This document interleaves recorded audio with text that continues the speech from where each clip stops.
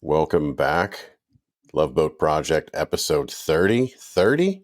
Wow. 30-30. 30. I'm your host, Mike Taylor. With me, as always, is my co-host, Mike Robertson. Ahoy for episode 30, Mike. I feel like we should have been Mike and Ike this week. Didn't even think about it. Dropped the ball on that. I didn't think about that delicious either. candy, outstanding street music purveyors. We could have just been like pill-shaped candy. You could have been the one color. I could have been the other color. It would have been It's like amazing. we haven't done a lot on titles lately, but it's like, man, they were just like, here are the titles. It's like when you use a Google Doc and it's the first line you put just as automatically the title. That's what they basically landed on. So yeah, this is and I want to say before we get into it, this episode is I remember this episode when I was a kid. Really? I don't remember it from 10/21/78, but I do remember seeing this episode because I remember the bandit. And I don't know, I just thought, and I remember asking my mom, like, what? I was probably asking, like, level-headed questions like, isn't he a criminal, Mom? What he's doing, isn't that a form of assault? Questions that were never answered in the episode. No. So I think she said he was shot. I don't remember what she said, but I remember seeing this episode. He was shot? What? Shy. I think like he was shy. And I was like, either way, he didn't get in trouble because he was shot at the end. Right. It didn't matter. Right. Yeah, I just always thought that was funny. And now seeing it, I didn't know then Billy Crystal was a thing. Yeah. So now but I mean, I don't want to give away too much. There's a lot to take in on the behind the scenes of this episode, more so than any episode we've seen so far. Wow. Oh, I am curious about that. So we're here to talk about The Love Boat Season 2, Episode 5, The Kissing Bandit, The Witness, Mike and Ike. Yeah, no kidding. Pretty straightforward. Yeah. Interesting thing about the Kissing Bandit storyline. Co-writers of this, they called it a segment. Well, I'm sorry. For The Kissing Bandit and Mike and Ike. Right. Bernie Capel and Fred Grandy were the writers. And it's interesting in a couple ways because I don't know that we've ever had two people write two of the three stories. We had that Mike Norell wrote all of them in the O'Rourke one, but yeah. So I found that very interesting. Obviously, they're the actors, so it's very interesting too. But we missed their first one last year. Which one did they write? Now, I went back and looked because I saw that they had one credit for season 1. And if you think about what they wrote in this episode, it makes a lot of sense. They wrote Isaac's history lesson, which is the dissertation. Okay. So it's the same. It's the same vibe, and we're going to highlight Ted Lang. So it's kind of a shame that the fellow actors are the ones who have to give him the most run, but I don't think that was a coincidence that those guys really wrote two Isaac heavy pieces. I thought that's pretty interesting. I didn't know about the first season, we missed it completely. I don't know how. We were so swept up in scuttlebutt. Wow. There was so much scuttlebutt. There's a lot to take in. There's a lot going on in 16. So the other thing that caught my eye about this episode is that we have a quote script and continuity department. Really? I read this in the credits, and I don't think I'd seen it. I don't remember seeing it. Well, if they had it, it wasn't working before. No. So. And it's interesting because who better to have as the script and continuity department better than Art Bear and Ben Jolson? Good for them. It's important. And maybe they're if that is in fact something that's relatively new, it makes sense because we have seen not a lot, but a little more world building, right? The Steubing mentioning his ex-wife, The Isaac backstory of, growing up in Oakland with Scatman Crothers jives with this one this week. And like we've always said, we don't need much, man. Just give us a little bit. That's right. Just give us a little bit. And so maybe this is all leading to the daughter coming up in a couple of weeks. It has to be. It has to be. Original air date for this episode was October 21st, 1978. What is on? Well, Mike, CBS 9 o'clock, another quality show that we're following intently. We're getting close to the second half of that. Very close. Another riveting episode of The American Girls this week after their plane crashes in the wilderness. Oh, no. I know. Rebecca and the pilot struggled to survive. Well, what happened to the other one? Maybe she perished. maybe it's just Rebecca and the pilot. It's the American Girl now and a pilot. Oh, no. Terry, no. And I think it was that guy from Wings. He was the pilot, very young. Joe Hackett. Yes. Very young. 9 o'clock on NBC. Movie, part 2 of a movie. The movie is Rescue from Gilligan's Island. Wow, they really dragged it out over 2 weeks. Yeah, because we talked about it last week. But this is weird. So I'm looking at the synopsis, and it says, the castaways must try to readjust to life and civilization after they're rescued from the island. Right. And all I can think about is Tom Hanks in that hotel room with the light switch on, light switch off, light switch on, light switch off. Like, just not knowing, sleeping on floors. I wonder what. All I can think of is Lost, when they hated civilization so much, they all ended up going back to the island, right? Which is kind of what happened with Gilligan. I mean, who do you think would have the hardest time readjust? Probably the professor, because he has to build things out of metal instead of coconuts. Do the Howells have all their money still? I bet you they went back and they have even more money than they thought. Or they're how long were they missing? Like 3 years, 4 years? Somebody in that family declared them dead and took their will.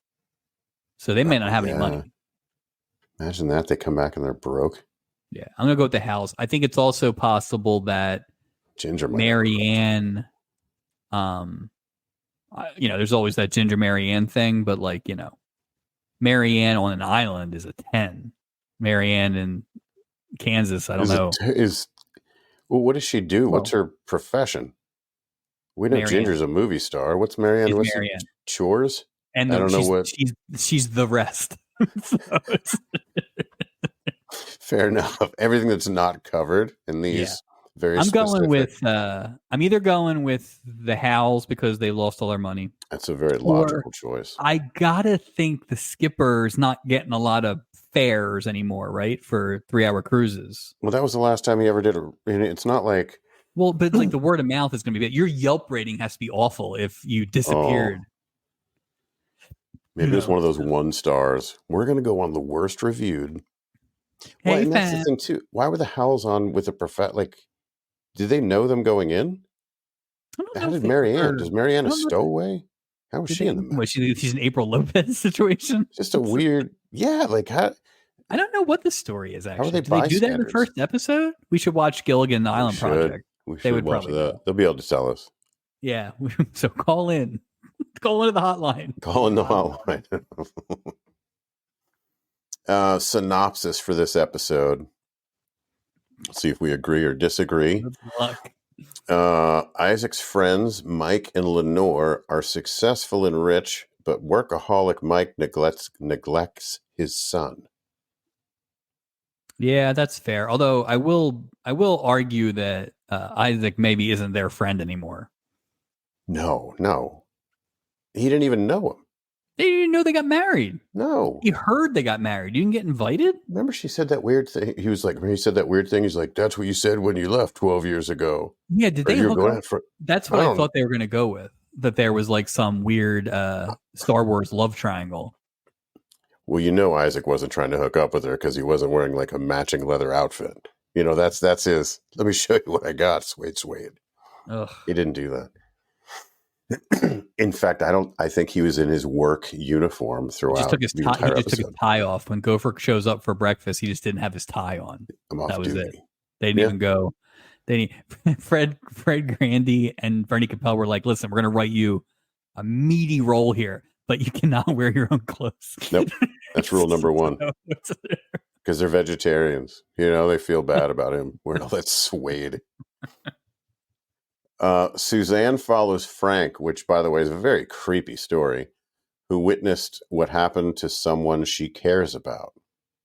Creepy or boring? Creepy and boring. Potentially creepier, but low-key boring. Low-key creepy boring. Maybe I'm desensitized from last week. Oh, yeah. Oh, I don't mean creepy like that creepy. I mean like she wants him to do what she wants him to do. Oh, her plan is wild. Her plan is, and I don't care that it worked. Her plan is wild. The fact she ran on a boat that she didn't have a ticket. She didn't have a ticket. She flew from New York to California. She tailed this guy with nothing. Where's your stuff? No, that's not true. She did have stuff. Stuff. She gave off that vibe. Remember that crazy NASA lady that wore like a Depends and like drove to Florida to like try to kill her ex-husband's lover or some nonsense. Very crazy. Yeah. Shy Newton Weems dons a costume and kisses girls on board. I mean, these are accurate. That's an accurate summary right there. Not a lot of descriptive language there, but no. Well, it's like the titles. We're very utilitarian this week. What are we serving? White toast with one pat of butter. All right. So let's talk about the guest stars. And I do go in order of the portholes just for future reference. Excellent. First, we have Sharon Acker, Canadian. Yep. About it. Not only is she Canadian. Yeah. In 1969, she was named the Film Star of Tomorrow by the Motion Picture Association of Canada. It was the first time they'd ever given out that award, and it was the first time they were wrong. I wonder who are future winners of that. Like, geez. I don't know. Pamela Duck. Like, what? Just the worst. Oh, Sharon Acker. Yeah. Yeah, it's like funny. Her IMDb bio is like mentions it, and it's just like, oh, somebody who should have been in more things, but it was like, and she was fine. Like she was all right, but I don't know who else. That big of a part either. Like, maybe Canada didn't have any actors in 1969. So. Maybe they could only act like they're Canadian. That's the problem. They're always, sorry. Well, based on some of the other Canadians we've seen on this show lately, Monty. Yeah, Monty, Canadian Walk of Fame. Is she in the Canadian Walk of Fame? I don't know. Shout out to our Canadian listeners if you can tell us A, where the Canadian Walk of Fame is, B, other Film Stars of Tomorrow winners after 1969. You have like 54 to pick from. Well, also, does Sharon Acker, does she like present Canadian Oscars? Like the, Academy Awards up there? Oh, she's like the Oots. The Oots. Oh, Canada.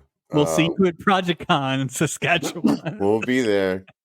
I'll be dressed as Newton Weems, not the bandit, but Newton Weems. His secret identity. You'll know it's me by the book I'm reading. Next, we have Todd Bridges, known for many, many not so great things. To be, whoa. He did celebrity wrestling. I don't know if you knew that. He did celebrity boxing. He got this not beat out of celebrity boxing. He was Willis on Different Strokes, 1978 to 86. Also on the Barney Miller spinoff Fish for 35 episodes. Really? I didn't know that. And I think that was the entire run of the show. So this is the first Different Strokes. We don't get Gary Coleman, right? I mean, he's too big. I don't know, man. I just feel like he's too big a star. I don't think we're going to get the top guy from a lot of these shows. But it's not as though Gary Coleman was a movie star. They tried. I know. I don't think. Maybe if I bet you if it is, it's back end. It's like 1985. It's like season 8, Gary Coleman. Or it's like next week. Or it's like coming up quick, because if Different Strokes was 1978 and this is 78, started. This is the only chance we have is like fair. Now. But I got to think everybody else we're getting. Philip Drummond, Dana Plato. I bet you we get Charlotte Rae in there. I love Charlotte Rae. I don't know if we get replacement Charlotte Rae, though. Mrs. Poole. Wow, nice pull. I love that show. The knockoff Joey Lawrence, who ended up being in Salute Your Shorts. But the new Oliver, whoever his name was, what was his name? With Dixie Carter's. Oh, right. I forgot Dixie Carter. Yeah, Dixie Carter was on there. Right. The old shark back big time. Man, Different Strokes Project has a way better ending than we do. God, I hope so. I hope so. Boat dancers and no Julie. Sad. Next, Pat Carroll played the part of Muriel. She is the voice of Ursula in Disney's Little Mermaid. Had like an amazing Shakespeare theater career, and I mean, her and Nancy Culp were amazing. I would sign up for them to be in every episode. We love those runners, but that was like the best level of it. It was just so good. Yeah, they knocked it out of the park. And the thing is, it's again, I go back to the Norman Fell. They gave them so little. Yeah. And look at the effort they put in. Exactly. Sorry, Norman. Next, he's never gonna know, will he? Never gonna get away from it. Sorry, Norman. Billy Crystal as Newton Weems, aka the Kissing Bandit. He was on Soap. How many people from Soap are we? I didn't do it. Maybe I'll do it next time, because I'm sure there'll be another Soap person next week. I want to go through the list of everyone who was on Soap for more than 2 episodes, because Benson hasn't been on yet. Mona hasn't been on yet. And Blossom's dad hasn't been on yet. And I think, and the guy with the puppet, I think everybody else has been on. Wow. So it's we are deep into, we have to be close to 10 soaps at this point. I think we've had a soap every week. But if Soap was on from 77 to 81, I mean, is this just an intentional push to push Soap? It's an ABC show. So this is, to me, and I still insist they must be close to this. They're studio. Right next door. Yeah. It's got to be, because it is an inordinate amount. We stopped keeping official track, but it's a blowout. I mean, no one has gotten anywhere close to this Soap, even plus, shows with bigger casts. Plus, I think the part of Newton Weems, he could have filmed that in 3 hours and been done with his entire part. Yeah. Okay, kiss this one, kiss this one, kiss this one, run, done, boom, boom, done, you're out. There you go, Billy. I'd tell you one thing, though. Billy Crystal has maybe become a little more, he's past his prime and everything, but that's a tour de force. Oh, absolutely. Today. I mean, that is an absolute, that's the best Billy Crystal right there. Well, see how confident he was? Absolutely. Because you know what it was? Because he wasn't playing Billy Crystal. That's what I loved about it. And I don't mean that in a bad way, but we'll get to it. But there's stuff they've done in other episodes that bothered us because it wasn't executed well, and now you see what happens when it is. Right. So I felt the same way. It's kind of like that Bob Crane thing all over again. Very much so. This isn't as hard. No, or even the Bill Bixby, from the Wimbledon. Yeah. Well, they were working a much shorter. Yeah. Yeah. Again, a very good episode in our archives. Wimbledon. And it's timely too. Timely, very timely. When this episode comes out, we will have just wrapped Wimbledon, I believe. Congratulations to and lady player, because all the Americans are out, and I don't know anybody. Yeah, I don't know either. I'm lost. Yeah.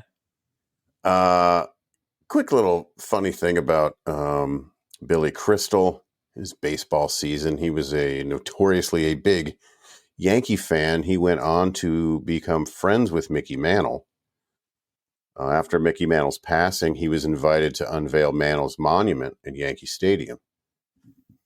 Crystal claims that after the ceremony, Joe DiMaggio walked up to him and punched him in the stomach for not calling him the greatest living baseball player, not introducing him as the greatest living baseball player.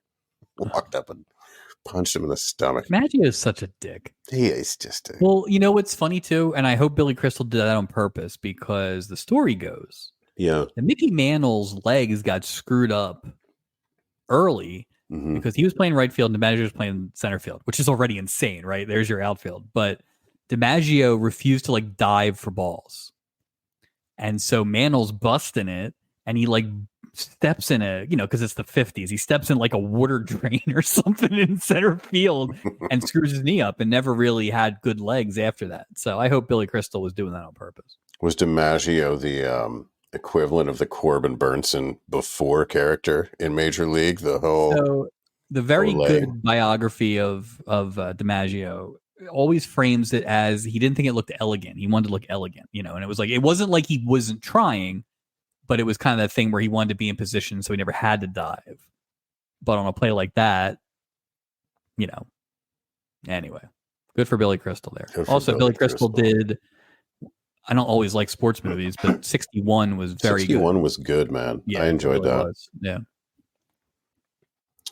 Let's move on to Billy Davis. Now, on the porthole, Billy Davis shared a porthole with Marilyn McCoo. I want to first make that double clear. up. First double up. He is the real life husband of Marilyn McCoo. He was not half. He was part of the group Fifth Dimension with Marilyn McCoo, who they won a Grammy in 1977 for the song "You Don't Have to Be a Star to Be in My Show." And we will see Marilyn and Billy again in season 4. Oh, both great. Of them. Great. Oh, yeah. Billy Davis Jr. is one of the finest. I heard he won the Canadian Best Actor. It might have been last week, a couple weeks ago, I was saying, we don't have any musicians on, like straight up musicians. You did. And I would like to apologize for that, because we had 3 musicians on this week and they were all terrible. It wasn't good. So I would very much like to apologize for that. That's funny. Nancy Culp played Gert, best known for her role as Jane Hathaway. Again, she just knocked it out of the park in this episode. Just so good. Such a character. And like the enunciation, the way she said the words and everything. I'm a huge fan. I actually know her as much from... I also know her as much from The Parent Trap, because my sister always watched The Parent Trap, and she's like the camp counselor at the beginning of the movie too. And she's basically playing the same character. But I found a wild fact that I did not research beyond where I saw it, so it may not be true. But who would make it up if it wasn't? Yeah. Who's going to know the difference? All right. Nancy Culp was the first ever guest on the first ever episode of the first ever talk show that Arsenio Hall hosted. Wait, hold on. There's a lot to unpack there. Are you talking about the Arsenio Hall and Fox show, like after the Joan Rivers thing got canceled when he had that brief show? It wasn't the classic Arsenio Hall show. Right. It was what became the Arsenio Hall show, but it was kind of like when they were all filling in. When they were doing the Chevy Chase thing for a while too. Yeah. Apparently Nancy Culp was the first guest, which is just what wild. Was she promoting? Like what? I don't know. The Beverly Hillbillies? Being tall. Did they have like a Beverly Hillbillies reunion maybe? Maybe. Well, they had a Beverly Hillbilly movie. I wonder if there was some kind of... I think she had maybe passed away by then. Huh. Maybe she was there for her enunciation abilities. Because I think Lily Tomlin played that role in that movie. Oh, I don't even... It's not a terrible movie for what it is.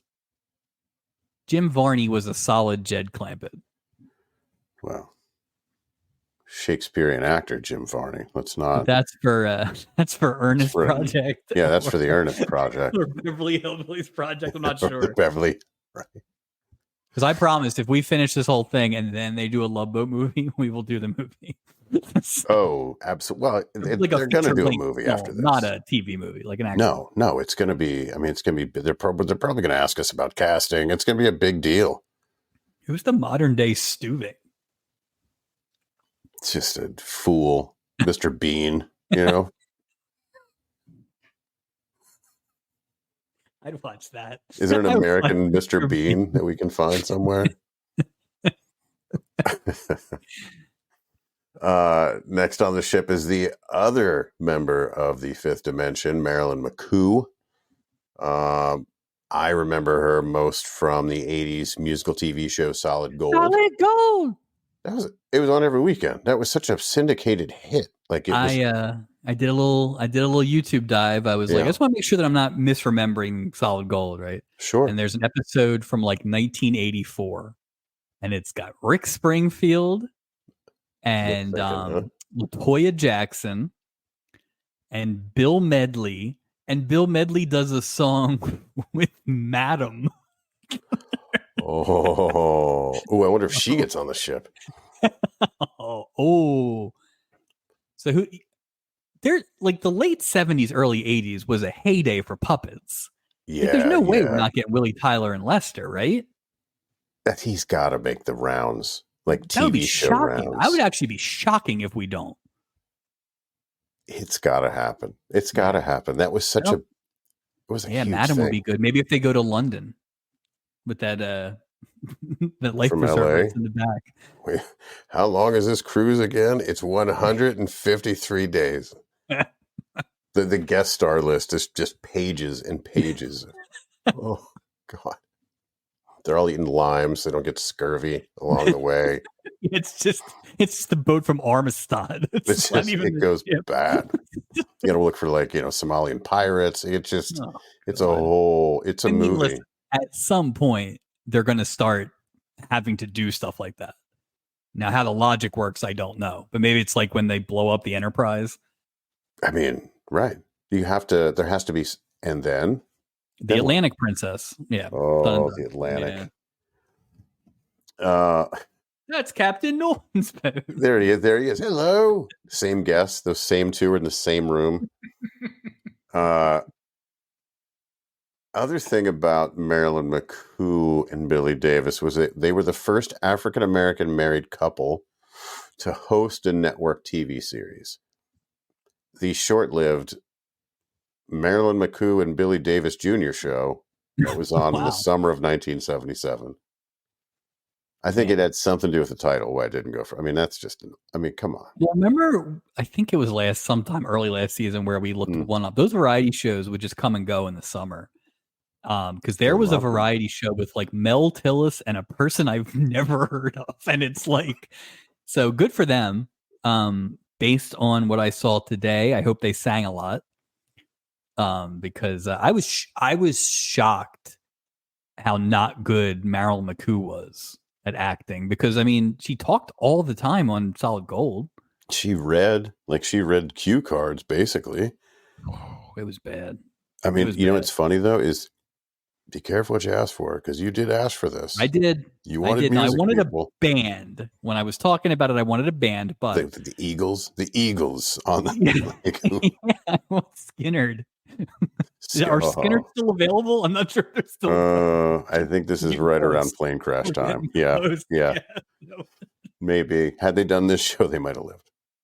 If the timing might have been a little better. You're not putting a boat into the trees putting a boat into the low hanging trees of Florida or wherever that was. So.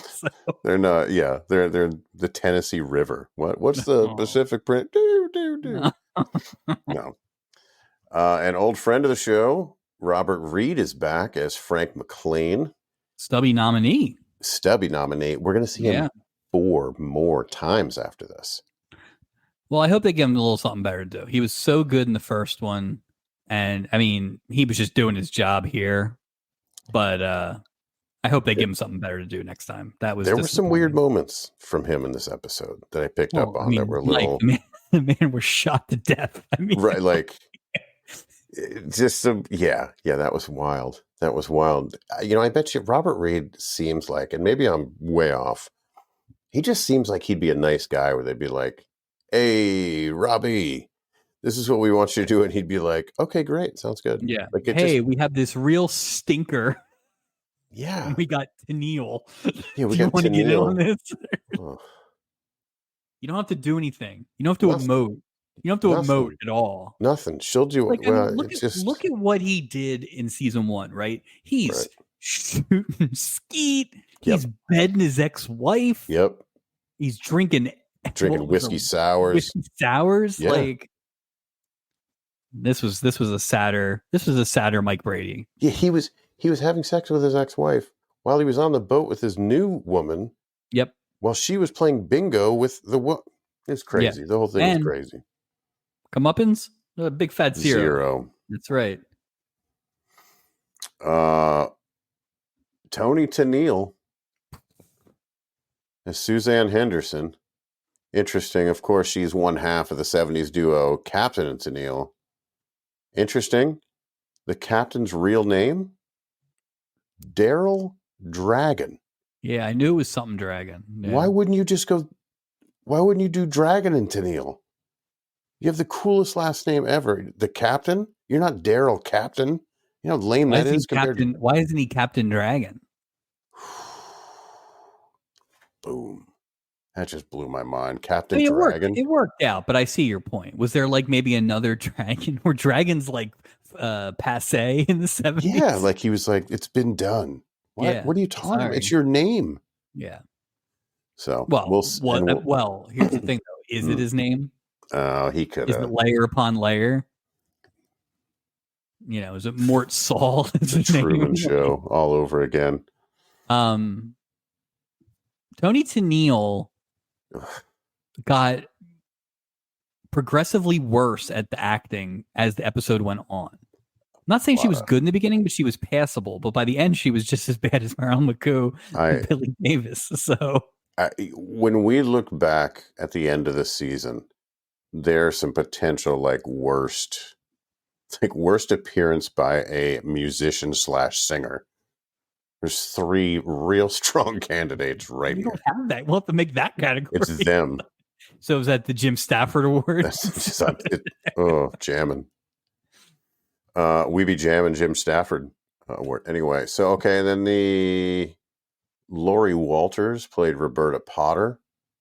Again, she was an 8 is enough cast member.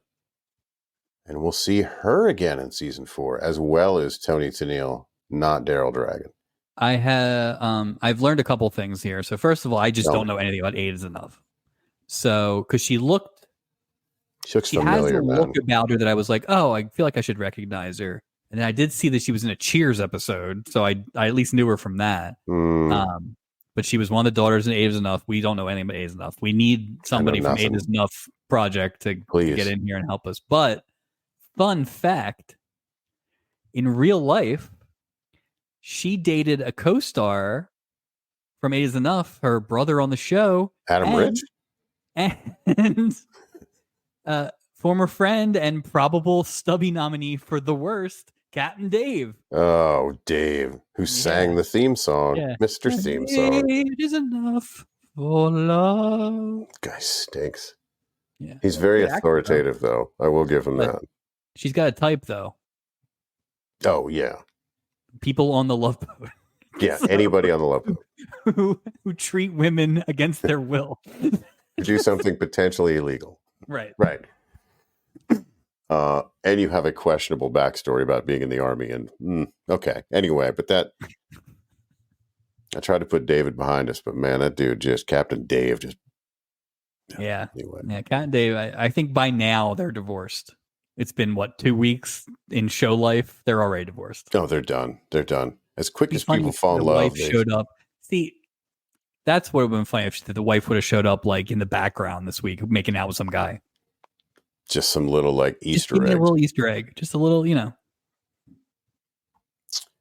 think that's all the housekeeping before we hop on the boat. Anything to add before we get going? Yeah, you mentioned the big thing with the portals, which was the double up with Marilyn McCoo and Billy Davis. We did get a couple what I think were poses.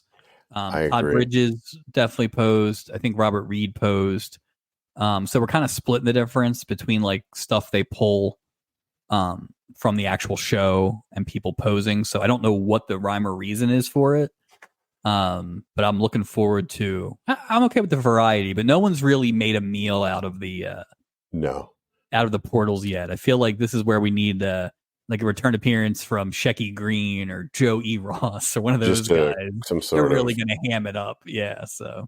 Well, it's funny because I put some notes here too, and I felt like some of the shots in the porthole were like footage from shooting of the episode. Yes. Meaning like Nancy Culp specifically. Yes. Like they just look like B-roll. Like it was weird. It was egregious a couple weeks ago because like no one was looking straight on. Yeah. And like because you know we watch these things twice or whatever at least, and so you can kind of pick it out where it's like, oh right, that's from that scene where it's like, you know, and that's not what I think of. That's not what I think of the portals. I want you to have your 3 seconds and do something. I like it. Look, consistency. Yeah, do a little. Make a choice. Just make a choice. Like something. It could be you. It could be the character. You got to go character. It could be a third thing. You know. But... like if you're Henry Winkler and you're on the Love Boat, you can't give the Fonzie that. How did you can't do that. Get on the deck. Right? How is all the plumbing fixed? We just saw some Italian American gentleman hit it with his hip. Very strange. But he can't say A, so it's like. Are you a plumber? B. All right. Poor Henry Winkler. Actually, I heard he's like a wonderful human being. So definitely will not be on. No chance. No Zero chance. I agree. All right, let's get on the boat. We see Captain Steubing approach a lady passenger. This is Evelyn, the Canadian actress we talked about earlier. Future star. She asks him if he's the person in charge. He says yes. She says, "You must be Gopher." And I'm like, yeah, take that, Meryl.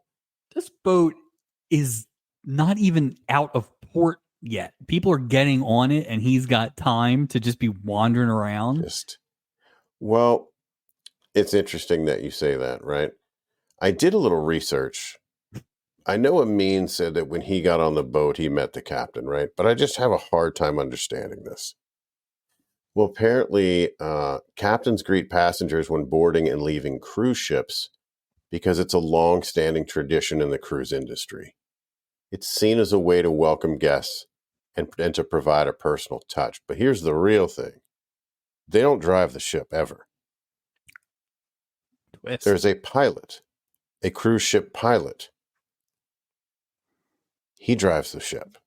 So Steubing doesn't even... So he doesn't do either job, though, because this is not... what you're saying, that's not this. Right. He's wandering around, shuffling around aimlessly. Right. He's not like welcome aboard. He's just kind of like mulling. There's 7 people in line. Right. So, essentially, I feel like he's like a Walmart greeter. But you hire a sweet, non-threatening, balding man, and hey, welcome to Walmart. What other? Well, then why does he get to pretend that he's the captain? Like, I think he's in charge of. He's the general manager of the hotel. Ooh, I don't know about GM. I mean, it's got to be the top spot, though, right? I mean, like, I don't know. I think we need to get a captain. We need to get a cruise line captain on. We need to get a cruise line captain. We almost need like a diagram. Like, do you have Visio? Can we break out some sort of? If what you're saying is correct, that explains some of it. Yeah, but then it leaves also more. Not doing the other part enough. I want to know, like, well, who reports to the captain of the ship? Is it everybody? Yeah, but if he's just this guy, if he's not the pilot, right? If he's not the pilot and something happens to the pilot, does he jump in? What's he doing with the walkie-talkie and the electrical cords? Like, what's he doing with the steering wheel that's not even plugged in? They're just there's nothing. There's nothing. What are you even doing out there? He probably doesn't. I don't know. Because then I'm like, well, they have to hire him as former something, right? How do you become? What are the prerequisites to being a ship captain on a cruise ship? Like, Not you have much. to be a crabbing ship captain? I don't know. Look at the guy. Look at Captain Cunningham from the season opener. That guy was a deputy captain, and he didn't know anything. He's one heartbeat away from being the captain. He knew nothing. Well, there it is. I mean, somewhere in there is the answer. I guess my point is, if you're not going to be driving the boat, right, then you better be the best damn greeter in town. And he's not that either, because there's nobody in this corner of the boat. And if she looked like Nancy Culp, he wouldn't have gone over there. No. Well, think about it too. If his job, essentially, right, if one of his jobs is to give things so you feel like a personal touch with the greeting, the meeting, and the dinners, he was being creepy as all hell during the dinners too. He carved out time. He had personal touch for one person. Exactly. And she hated it. Yeah. So she says again, "You must be go for Steubing." Then introduces himself and salutes her. Yeah, that's what you do, Steubing. Salute her. An idiot, man. Like, there's just zero. What? Why would you salute her? Do you think he was like injured?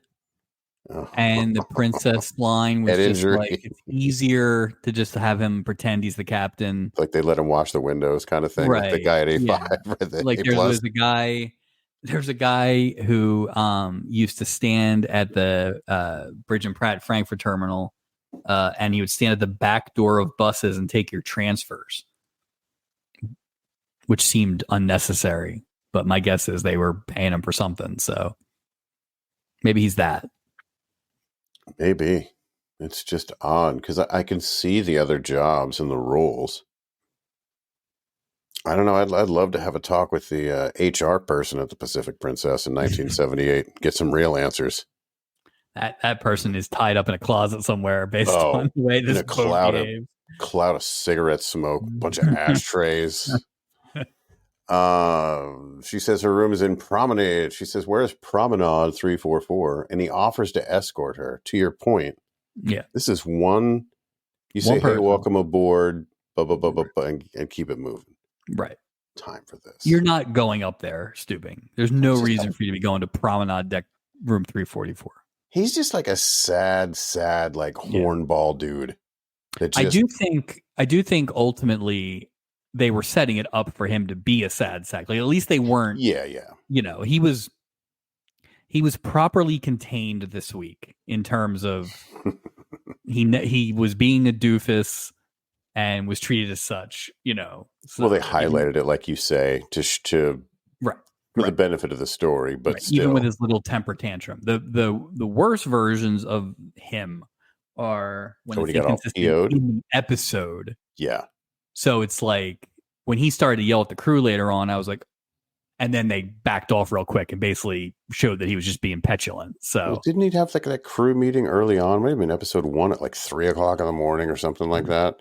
Because he had that. Well, he had the one where he was hungry and he started yelling at everybody. That's right. Yeah. That's right. So yeah, he's a baby. He's a baby. He's a baby that salutes when he gets nervous.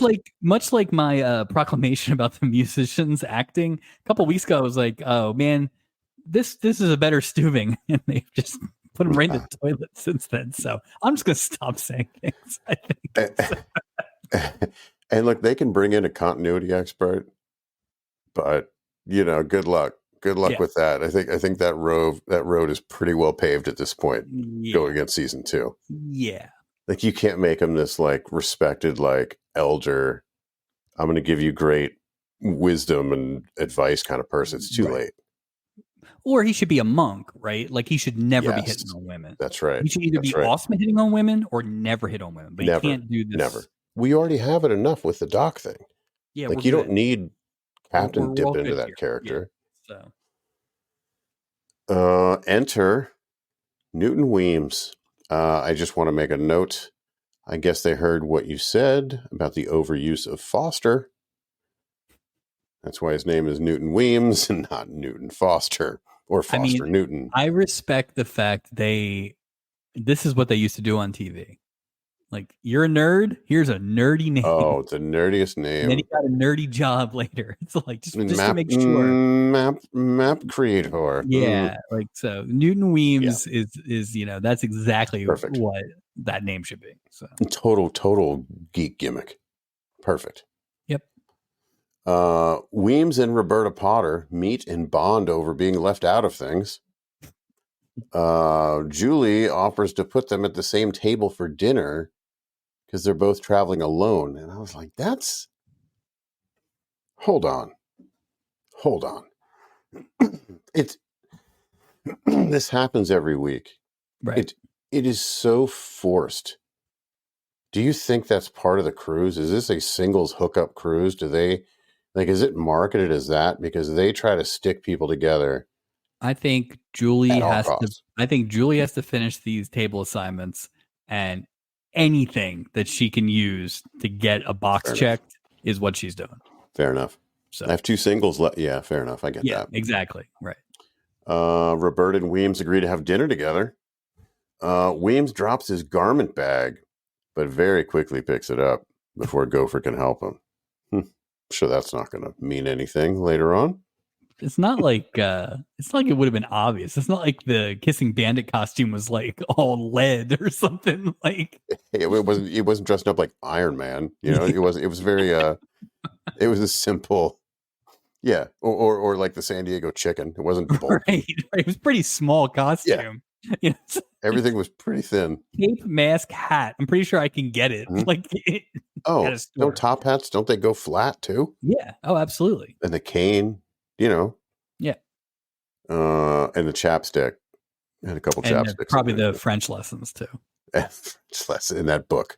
That book's in there too. He's got a deck of those.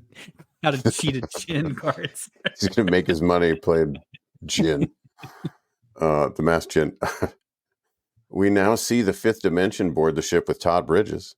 Let me try that again. We see Lenore, Michael Sr. and Michael Jr. board the ship, and we hear them screaming for Ike. And I'm looking around. Who? Eisenhower. Yeah. Are you kidding? Big D's here? What? Come on. How is Ike short for Isaac? That's a thing. Well, how was Ike short for Dwight? Or was it Dwight Isaac? No, it was Dwight D. It was Dwight D. Eisenhower. I don't know why he was named Ike. Where'd he got Ike from? Eisenhower? Eisenhower? Isaac? I actually don't know why Eisenhower is named Ike. See? I know why Isaac is named Ike. It makes sense.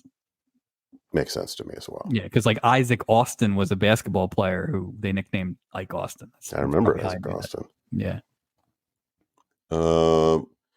They board the ship, they all hug, and Isaac is introduced to Michael Jr., which is what you said before. Isaac could not, they weren't friends. Like, they lost touch big time. There was no indication that Isaac knew they were coming on the boat. Yeah. There was no indication that Isaac had been invited to the wedding. He said he heard they got married. And that 12 years ago comment, and he hasn't met the child. Like, if you don't meet a child in 12 years, you guys aren't friends. No. You're just not. No. They all hug and he's introduced. So then we see Suzanne Henderson entering the ship.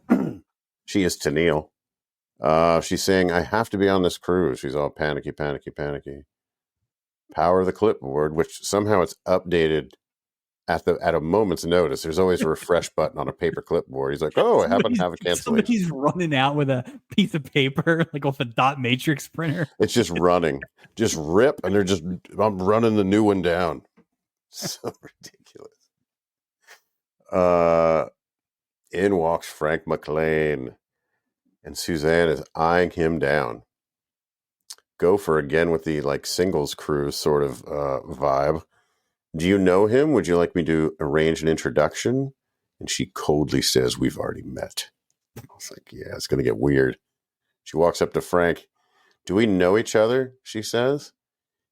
And man, he gives her a look that is just like, I don't know who you are. Just leave me alone. Yeah. Like not a friendly, no, there was nothing friendly about that. Just like, beat it. Gopher was laughing at her, ha ha ha. And Doc says it's all in the delivery, tries the same line, and she gives him a no but nice try. So there's plenty of places we can talk about it, but like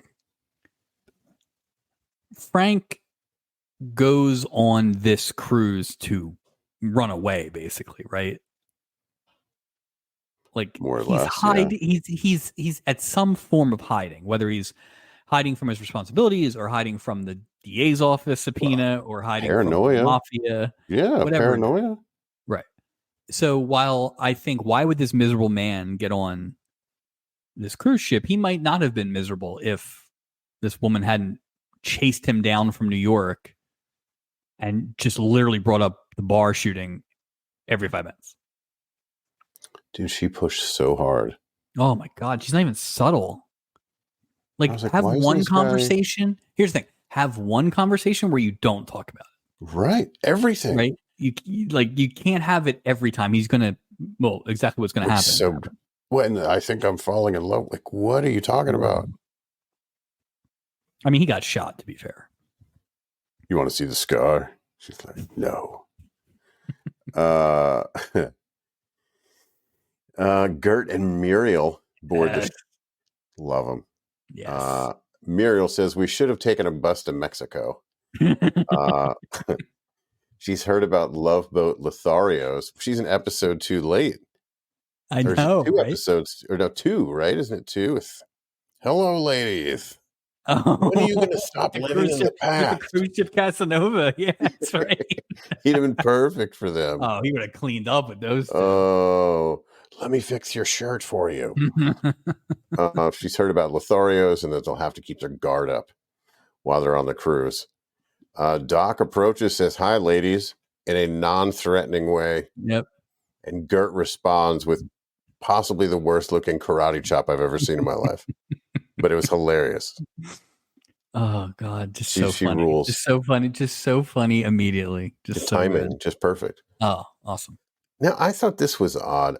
In my mind, the portholes sort of replaced the close-ups for the ticker tape.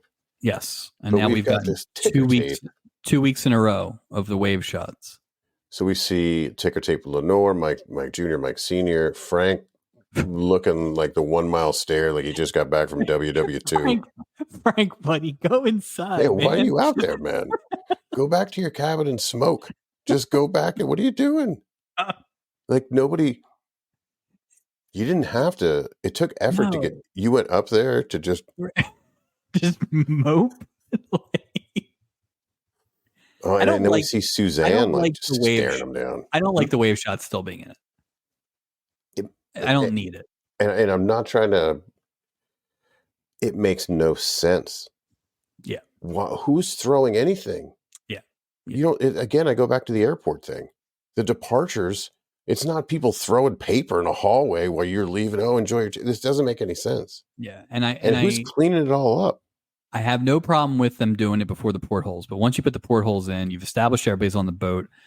You have to defy logic for some of these people to go up there. Again, there's no reason for Frank to go up there. Like zero reason. It's just a time waster at this point. Right. We've already seen all this. Yeah. I mean, it was an impressive, The only thing I can think is maybe they shot him. Advance the story? Or maybe they shot him before they realized the portals were going to catch on. And they were like, or it's padding. I mean, I don't know. I would be surprised if it's consistent, but I wasn't expecting to see it at all.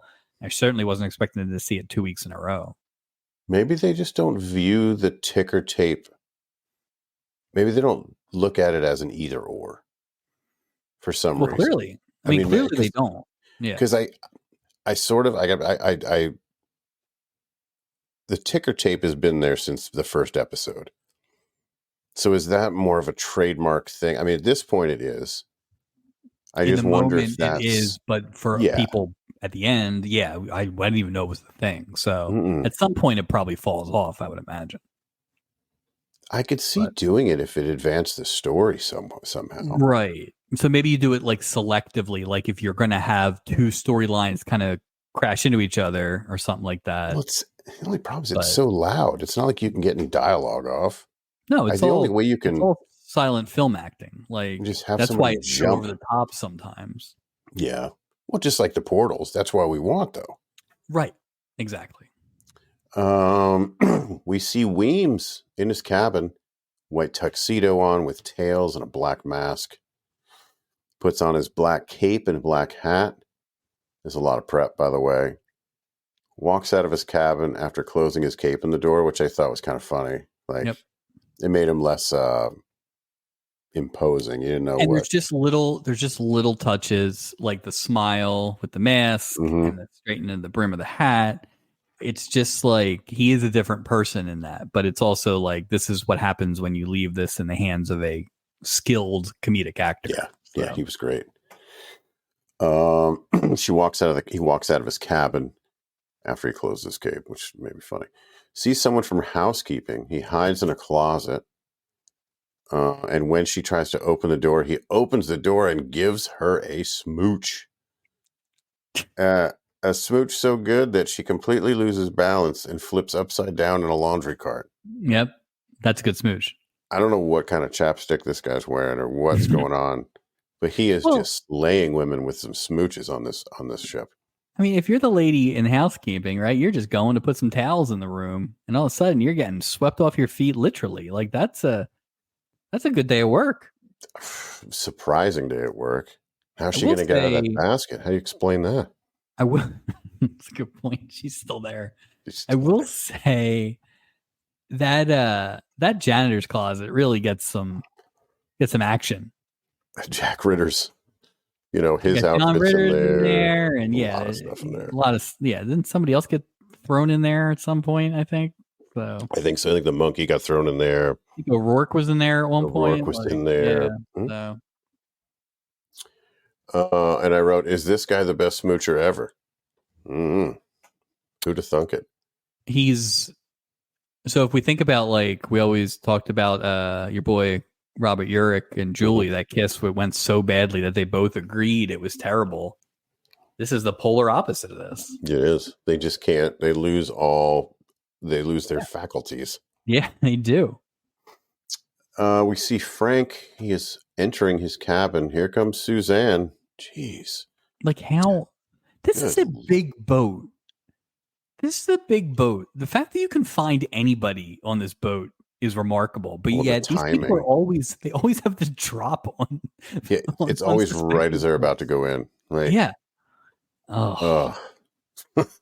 She taps him on the shoulder. She says that she knows him from a place called Cody's. Again, the look on his face alone is like, go away, lady. Yeah. Yeah. He says he's never heard of it. Goes in his cabin, closes the door. Here comes Doc. Doc gives another shot saying he's been to Cody's. Suzanne's just not having any of it. No. Okay, so at this point, the Suzanne thing's a little crazy. She's already come up once. She's already come up twice. To me, if it ended here, everything would be fine. Okay. Like she hasn't crossed the line yet? Right. Okay. She kind of did, but I could, you know what I mean? I don't know. It's uncomfortable. It's uncomfortable to see her be so pushy. Like it's uncomfortable. Well, ultimately, because it's for a reason, I think it can be justified from her point of view. Fair enough. I don't, and it's a very specific thing, right? It's like, it's not like she's pushing Girl Scout cookies. Like, I mean, it is a murder of her brother. She's asking a lot, or she's like leaning into asking a lot. Yeah. I guess my bigger question is, like, how did she know he was going to skate from testifying? Like, how did she put all this together? How does she know he's on this ship? Working with the district attorney? Is this like a Jack McCoy? Did Jack McCoy send her? Julie's real father, Jack McCoy? Perhaps. It was Quincy. It was murder, Sam. We got to think too, right? We're talking 1978. Obviously there's no computer. How would she How would she So track the only thing, as someone who's watched a lot of Dateline and a lot of cold case shows, my from the guess is set? she is. I mean, put it this way: if she's this naggy with this guy, you think she's not talking to the cops and the DA all the time? Right. Just like here's all the info. Please leave. Please leave. Yes. You know what? I don't know. He went on some cruise in Los Angeles. Something called the Pacific Princess. I think all it leaves the way Saturday across at the 1. country out of my hair. Just we bought her a one-way bus ticket, just get her out of wherever. Like, yeah, she's just oof. It's like what's his name? Huggy Bear when he was running around with his mistress. It's like there's only one way this plan doesn't work for Robert Reed, right? Right. It's like literally this. Like this one. This is the only thing that could have way. gone wrong. If he had just gotten into the lobby 10 minutes earlier, he would have been fine. Why didn't he just stay in Mexico in one of the stops? That's what I would have done. Just been like, because I can't deal with this woman. Well, it's not just that, but it's like, what are you going back to? It doesn't sound like he lost his job, and he's got some 4-month gunshot injury. I bet he doesn't even live there anymore. New York?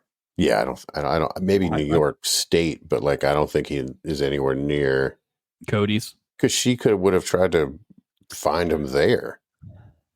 Yeah, the only thing I could think is that he was on the witness list and then got cold feet like last minute. It just ditched town. Well, because this week the boat is not sold out, so by 1. Maybe he's just like, you know what I've heard good things about. My good friend, the guy who tried to kill Walter Perry.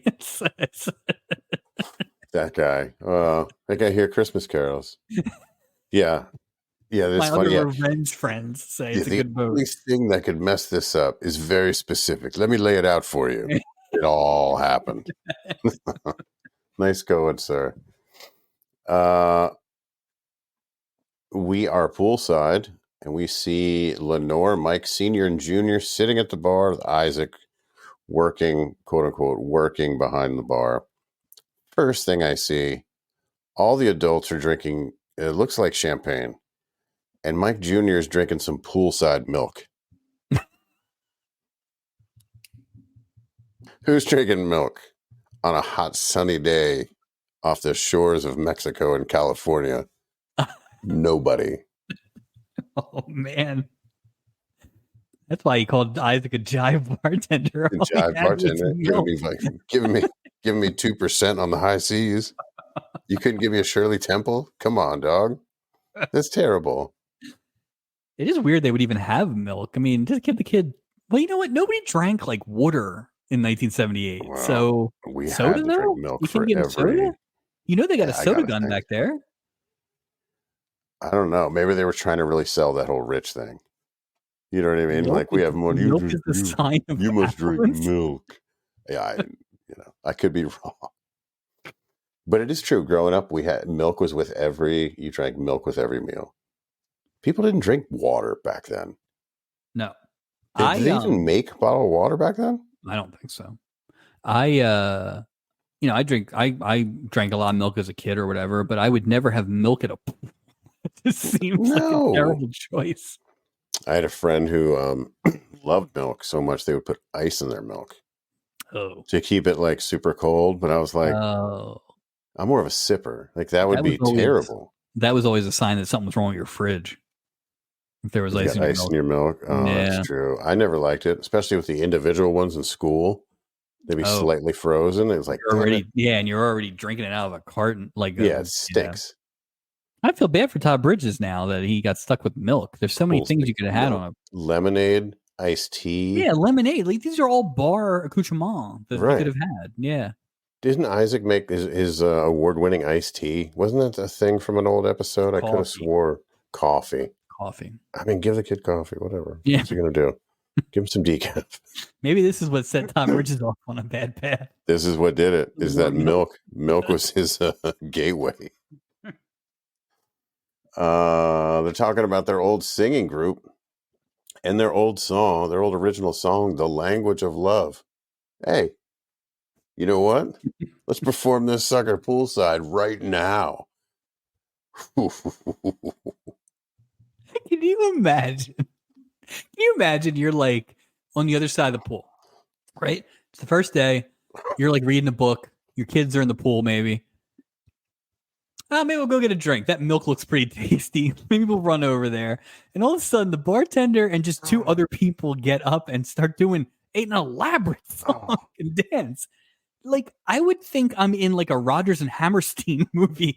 Like, all of a sudden, it's just... Or a Lone Star Steakhouse. One of the two. Like, do they do this every 20 minutes? It was so... Oh, it was awkward, man. I have goosebumps thinking about it because it was just so... But you knew they were getting in a song. Oh. Like, that is why you have musicians on. I'm actually more impressed that Tennille didn't try to sing her plea to Robert Reed, but... Well, she's an actress now, Mike. Oh. She's not just a singer. And it was fine. It wasn't a terrible song. It wasn't terrible. It was what it was. I'll disagree with Michael Sr. There's always room for doo-wop, but I just can't imagine. Also, what if you're like at the bar, like I'd like waiting a drink, for your next drink of some pool appropriate drink, Planters Punch. Yeah, I'm trying to get a rum Collins here, Ike. Nothing. Sorry, I have to go dance. Sorry, I'm dancing. I'm performing the language of love. Maybe you've heard of it. No? I wrote, they performed the song Poolside because why not? Everything Jr. happens on the Lido deck. Everything. It's a wild card, man. It's the only thing we know about cruises from our guests. You got AM ballet. You got everything going on here. You Lectures, got almost murder. You got a lot of, you got Captains Can't Count. You got computer dating. You know, you have two people that just say two things. An ad footicello, just terribly sad. Ping pong. Ping pong. There's so much that happens. Screw the boat. We just need the Lido deck. I think the Lido deck's almost like the new Globe Theater. It's just everything happens on the Lido deck. Yeah, Mike Jr. wants to learn it, and Mike Sr.'s like, no, I'm not having any of that. Like, no. You're not son of mine's gonna do two. Drink, now finish your milk, Mike Jr. They leave to get changed for the quote-unquote captain's cocktail party. Yeah. My note, he's basically Captain Crunch, just a mascot. Wouldn't that be funny if he had like to wear a mascot head? Where it was just a bigger version of his head. He just had a blue hat. I'm stupid. Isaac, the Soggies are here. That's funny. We cut to I feel like the captain's cocktail party, they've thrown it in a couple times. I was actually surprised they didn't actually go to it. But I thought that was kind of like, we thought that the captain's dinner was more like you paid for it. Yeah. I think that was another version of them trying to show that like these guys are high rollers. They've been invited to the captain's cocktail party. I see. I don't think like Newton is getting the invite. No. I don't think any of those people. I think those are those people that had the room that canceled and someone else got the room. Right. Yeah. The market ad guy. All right. So cut to, we see Roberta waiting for Weems at dinner. She's just sort of sitting there. It cuts to Weems putting his costume back on. We see him approach a woman on deck. He lays there's another smooch. I wish I had a smooch counter in the corner. Cha-ching. Bing. And no resistance, by the way. Like, they are not treating this man as though he's a bandit, because they are more than happy to accept this man's smooches. Yeah. Yeah, bandit connotates some sort of like stealing of something, resistance almost. Yeah. They shared a kiss. They didn't. Yeah, no one pulls away. Even people who were, aware of and in theory trying to stop. Even Gert and Muriel wanted more. Oh yeah, they did. One thing I liked when they did because it was obviously the same footage when Billy Crystal's getting dressed again, but they cut it. They cut it down in a way where it was just a quick little piece. It was like a really nice piece of editing, which if you compare it to like the dog your favorite thing, the dog, where they just use the same footage a bunch of times. Right. And it's like, you can't just like literally roll the exact same footage. You got to do something to switch it up a little. We're not expecting you to shoot different prep scenes, but like give you a little, put a little difference. Something in it. Yeah. Like we pay a little attention. Yeah. Like we're going to notice that. We're going to notice for sure. We're going to notice. Yeah. They're like people in the 70s don't even watch TV. No, they just have it on. Drugged out of their minds. Yeah. A bunch of hippies. High on milk. Super high on milk. That's before skim milk too. I bet you it was just. That's whole. That's you want 2% or 2%? They didn't have 2%. It was like it's all milk. Oh, how long has that milk been back there? Like, I know there are drinks that use milk, but like, how many are getting called for on a boat? What hot weather? Like a White Russian, I don't consider to be a boat drink. Yeah, again, because of the dairy. Yeah, but it is unusual to have it. Yeah, just odd. All right, well, we see Evelyn, who the captain met before, having dinner with Steubing, and Steubing is sitting uncomfortably close. Like I'm just like, bro, yeah, act like you've been in the end zone before. Act like Barry Sanders, sir. Seriously, Jeez. Seriously. Offers to give her a tour of his cabin. Is that where he's like the most exciting part of the place that really makes the boat move or something like that? And she's like, the engine room? He's like, he goes, and just weird stuff happens in that cabin. He's pulling out shipwreck books, like wolf masks. There's no telling what happens in that. As far as we know, there's as much action that's happened in that janitor's closet as there has in Steubing's cabin. Absolutely. Absolutely. We see Gert and Muriel at dinner. And they are still very much on guard from all Lotharios on deck. They're ready to. They're giving Steubing the business too up there too, because they're like, he's the captain. Yeah, and it's they like, know. They know. A couple of classy ladies. They know what's going on.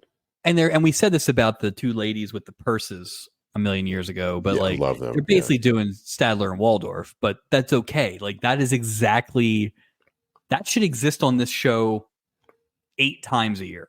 Like it's just so they're perfect. Just have different people. Exactly. You could have different comedians or even no names or whatever, but like it's perfect.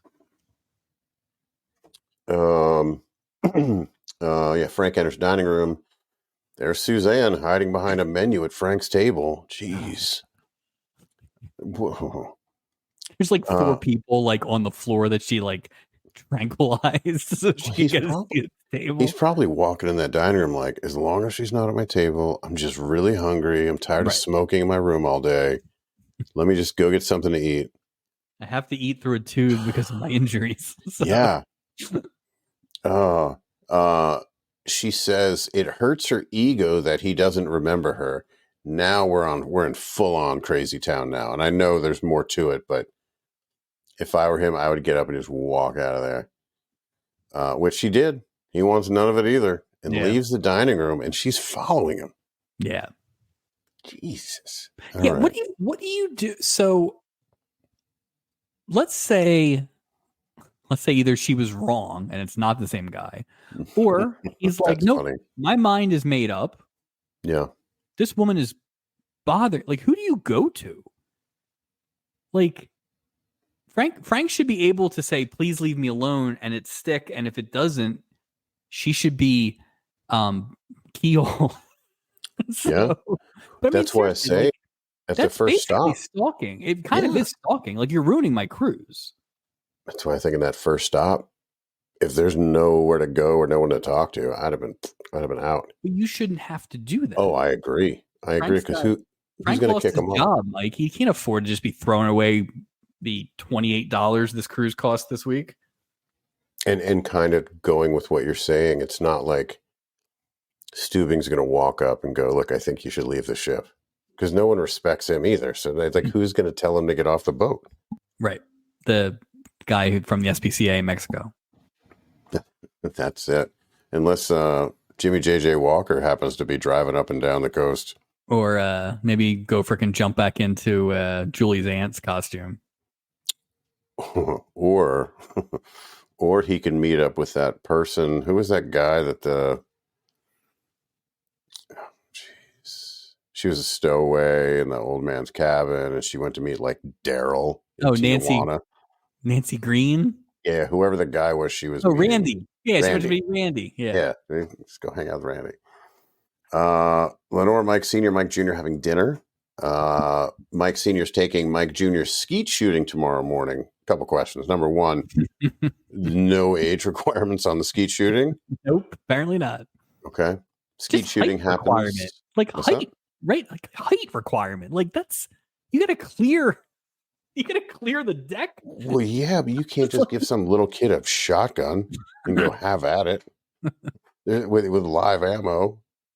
Crazy. Well, luckily there are. Luckily, Mike Sr. was like, "Don't worry about it. It'll never happen. Don't worry about it. No, we'll go. No. Apparently, we only do. No, here's what I will say. So they basically say, "Sorry, skeet's only available 10 to 11," and that doesn't work for Mike Sr. But like, is that actually them being like, "Oh yeah, it only is 10 to 11 because of like where we're at in the ocean, the wind, and all"? Are they actually like? Is that an actual reason, or is it like that guy who only runs the skeet thing has like a second job this week? Or it's Lenore saying, "Look, Mike Sr., you can take him skeet shooting, but it's got to be between 10 a.m. and 11 a.m. That's it. That's my only restriction." She knows. Yeah, she knows he's got a ship-to-shore conference call. A 3-hour ship-to-shore. Sure. The hardest thing in the world to schedule. Mm-hmm. Very difficult. Very tough. Yeah. He has a conference. Mike Sr. has a conference call from 10 to 11. And then I wrote, like, this happened so fast here. Like, this all progressed so fast. Like, didn't he check the time when he booked? Like, wouldn't he know about his conference call? Well, I think he knew about the conference call. I think the problem was, and to be fair to Mike Sr., I don't blame him. I would assume skeet shooting was more than just 1 hour a day. Isn't this the first day they're on the boat? Yeah, but it doesn't matter. Like, I should, in my mind, I should be able to go just whenever. Shoot skeet whenever, right? He's probably got enough money he can make that happen. Exactly. Like, no. Exactly. Here you go, my man. Here you go, my friend. Take this. Here's some bread. Here's a tenner. Lenore isn't happy with this Mike Sr. having a meeting.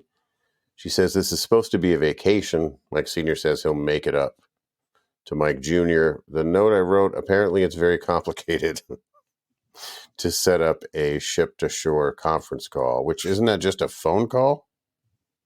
Yeah, but just a 1 hour phone call. I mean, if you remember, more than one person. The little bit of ship-to-shore we've seen, you have to come down and tell Gopher you want to make a bunch of ship-to-shore calls, and then you go back upstairs.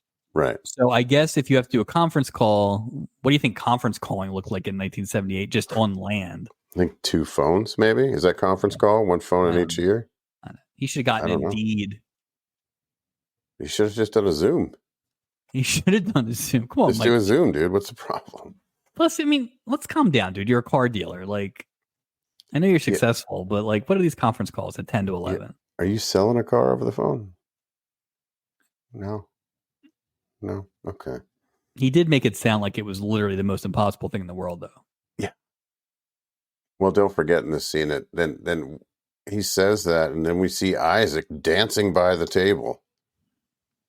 And this is why he is not a jive bartender. He's just shucking and jiving. Woo! We're back to Frank. Oh God, I had a funny thought here. So we see Frank standing on deck. Immediately, I think, kissing bandit.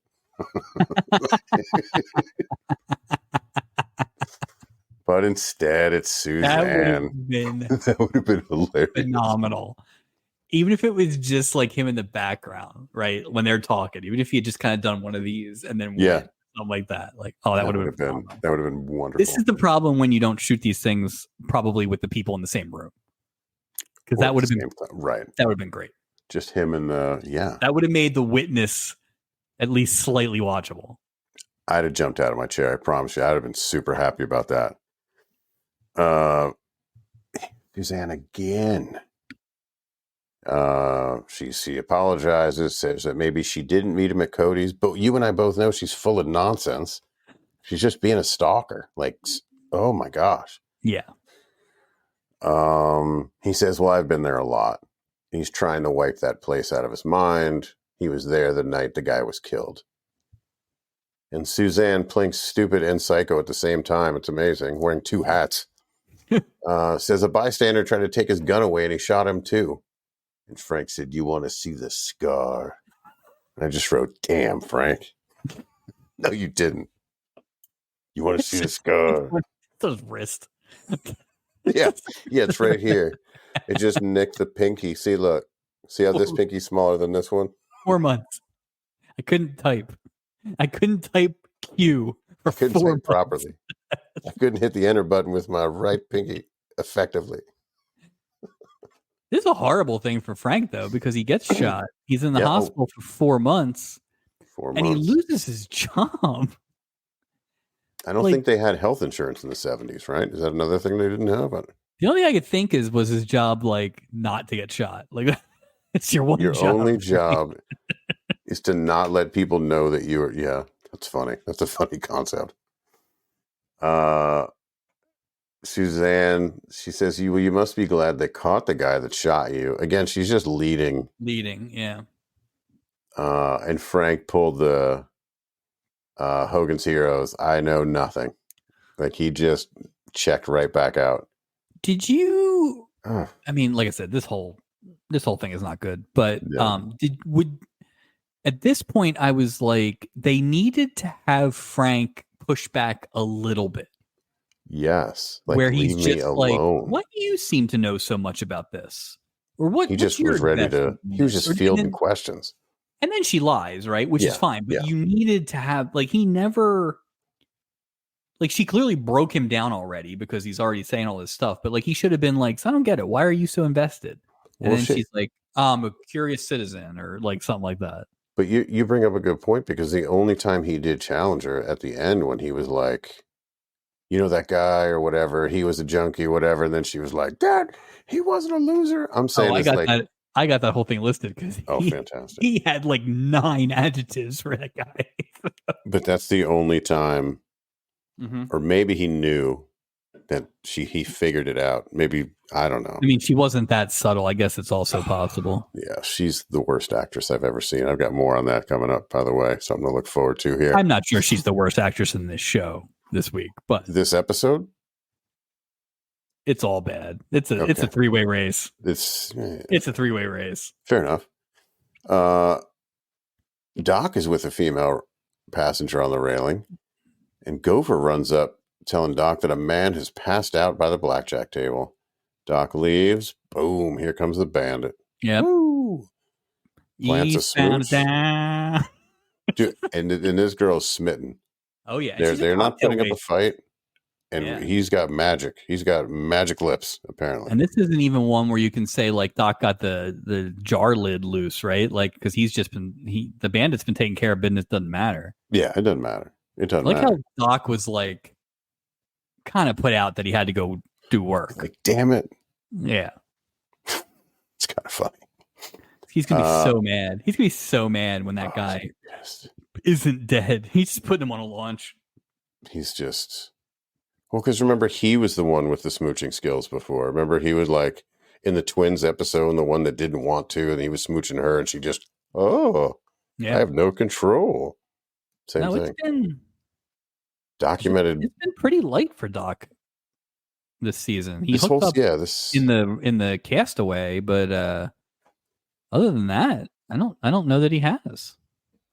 Well, remember in the Castaway, he told Bambi Benton off too. Remember, took a while to get there. Yeah, he was just like, look with your perfect nose. It pains me to tell you this, but Barbie Benton came up in conversation this weekend with my in-laws. How? What was the context? There was some article or some about her, or it was one of those like things popped up on a news feed and it mentioned the Love Boat, and I said, "Oh yeah, well." So there you go. Nice. Barbie Benton, 2-time.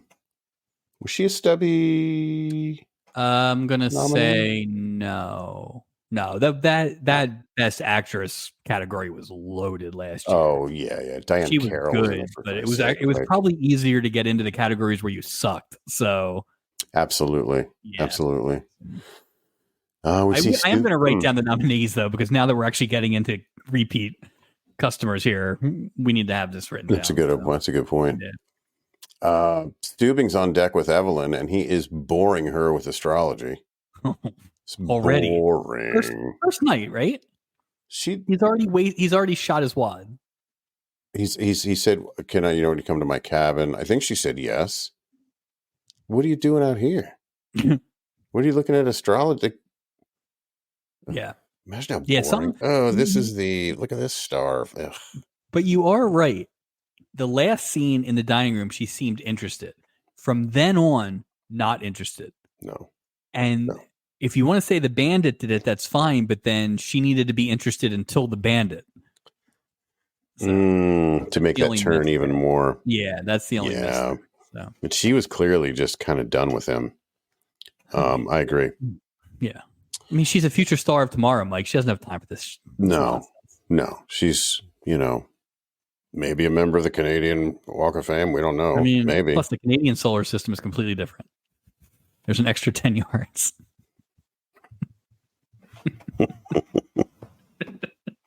You have the Big Dipper. We have the Big Dipper with poutine. You have the look. It's the big story in the sky. Oh, Canada. Weems taps Evelyn on the shoulder while Steubing's just blah blah blah blah blah. Oh, great! Gives her a smooch. She looks smitten as hell. Like she just. Whoa. There is just a silent movie Charlie Chaplin charm to this whole thing. I agree. It just this could have been in black and white over a player piano. Well, it's just like misdirection. Yeah. All these. But at the end, he's swinging on ropes. It's pretty cool. It was pretty cool. It was a very Robin Hood sort of. Yeah. Well, I think so. Weems kissed Evelyn before Steubing kissed Evelyn. I'm assuming. I don't think Steubing ever kissed Evelyn. Yeah. She wasn't giving the vibes that she ever kissed him. Because she was rolling her eyes like, no. Whatever happened in between dinner and this. He happened. Meryl Steubing happened. She just had enough. She just wanted to find her room. She was trying to be polite, and she found her room, and she was getting for Gopher. We see a big commercial break here. Fast forward to Mike Sr. and Lenore are arguing. Mike Sr. offers to take him fishing the day after tomorrow, and Cabo saying Lucas to charter a boat and fish all day long. I'm sure that's going to happen without any sort of interruption. No problem. Mike Sr. seems like a he's got lots of time on his hands. Yes. A used car dealer is definitely somebody you can trust. Have you ever argued with someone where you're both looking into the mirror? They're all looking into the mirror. That seems unnecessary. It's weird. Right? I wonder if does that like give your argument more strength? Does it reflect it? I don't know how that. Not for next me. Time next time I'm going to break out a mirror if I'm arguing. I'm going to have a mild argument with Mrs. Taylor, and I'm going to pull out like a handheld or just slowly raise it up as I'm making my point. Hold on a second. Come into this room. Well, come here, check this out. Maybe it's impossible to disagree in front of a mirror. Who knew? If we could just get world leaders to stand in front of mirrors. Like the only argument should be like, that outfit looks ridiculous. Yeah. Are you really wearing that? Right. But it's not, you ruin skeet shooting tomorrow. No, that's an odd one. We see Gopher enters Isaac's cabin to grab him for breakfast. Mike Jr. shows up, tells him to go and fishing in Cabo. Isaac gives him a really disgusting looking hat. There's no way I would put that thing on my head. That thing looked gross. And then I'm thinking maybe that's why the Roxy Blue thing didn't work out. Maybe he had this stinky hat the whole time. My mind went crazy. Well, it turns out that it's Isaac's dad's hat. Right. That he gave him. Which Gopher like totally almost blows up. Like Gopher dude's a kid. Like, Isaac knows. It's not like Isaac's like, oh wait, I forgot. This is my. I forgot where I got this stinky hat. Yeah. Yeah. Flashback to Gert and Muriel. And they're talking on deck. They're talking about the masked man, and we see Weems reading the Scarlet Pimpernel. Very nice. Pimpernel, small plant of the primrose family, with creeping stems and a flat 5-petaled flower. I didn't know what a pimpernel was. I gotcha. Now I know. I thought there was going to be some sort of tie-in. Nothing. Just wanted to get just clarification. Facts for you. Yeah. Mm-hmm. He did have a red flower on his tuxedo, but I wasn't going to rewind it and go, I only see 4 petals. I don't see 5 petals. Wait, I didn't want to do that. Where we're going with the show now? Really into the flower arrangements? Botany and creeping stems. The shows are 5 hours now. It's all flower stuff. You're talking about just the most inane stuff now. Just it's not that tight online stuff they used to talk about. It's just it's just so it's just meta. We're we've gone deeper. Roberta walks up and asks him if he's going to go into port that day. He yawns and says he has work to do, which you said earlier, the interesting job of map writer. So was the word cartographer not like a thing back then? I thought the same thing. Like, why didn't you just, that's what that is. So why? Maybe it just wasn't common parlance back then. Maybe he doesn't, maybe he's an crowd isn't exactly highbrow. So maybe he didn't want to like represent himself with credentials that he hasn't earned yet. Maybe he's still an apprentice. You know what I mean? You never know. He's in trade school. How old do you think Billy Crystal? To be fair, he's spending half the time at work probably just smooching people in the map room. He doesn't get any sleep. Yeah. I mean, I'm trying to draw this peninsula, and this masked man swung in. And then he smooched me, and then I forgot what a peninsula was. Right. I can't spell archipelago when my hands are trembling with passion. You try spelling the Strait of Gibraltar when you're all jazzed up from his smooches. We see, she invites him to dinner, and he's sort of non-committal, but she's insisting that, he joins her. So, yeah, that's going to happen. We see Frank and Suzanne on deck. No. One of my least favorite expressions, it really makes me uncomfortable, is the phrase penny for your thoughts. I just want to be like, shut up. Here's a penny. No, it's just such a dumb. Wait, what do you can't just say, hey, what's on your mind? Because what's on his mind, Suzanne, you psycho. Killer's trial is today. Suzanne, why aren't you there? Again, he says, I'm scared. The guy has powerful friends. Basically, I don't want to die if I testify. Okay. Fair. And the thing is, too, it's like if you're Suzanne at this point, like you're already pretty blatant. You might as well just come out and ask, right? I mean, was she going to bed him to get him to do it? Like, was that her plan? And that's why she's trying to not be so direct. Remember how specific she was. She's like, well, you can call and ask for a blah, blah, blah, blah, blah. She had all sorts of tips. Yeah. Matter of fact, I have a phone. Weird thing. I have a phone right here. Here it is. It's a cell phone. You don't even need this guy left his ship to shore conference line open. We can get the whole DA on. We got it. We freed up an hour of talk time. The irony of Robert Reed in the last episode shooting Skeet, and in this episode being shot. Well, didn't he kill the other guy? No, that's who's going on trial. Okay. Robert Reed killed her. Why am I just got confused for a second. I don't know what happened. Okay. That would have been way more interesting. He got wounded as well. He was trying to stop the shooter. Right. Gotcha. Okay. That would have been way more interesting. Well, then it would explain his, the look on his face like he was at Normandy. It would have made a lot more sense. Oh, that would have been great. I just rewrote it in my head, I think. Wow. I mean, that would have been 10 times better than this nonsense was. That's what I thought. I couldn't help it. Yeah. They should really bring me on as the as a script and continuity person. Retro continuity. That's funny. Sorry. I had to go back up and see. Okay. Yeah, he doesn't want to die. All right, we're back in the dining room. Steubing again, sitting uncomfortably close to Evelyn. Again. Yeah. Snaps his fingers and two violinists walk up and begin playing. And I just wrote, yuck. Like this guy. And it's clear she wants nothing to do with this. Like she's not. Like he has access to all the powers of the ship, right? He is trying everything and none of it's working. And it's so desperate. It's just was it a time when like Evelyn, you know what I mean? Why didn't Evelyn just not show up? Because it's him. Like, he's going to be around. Yeah.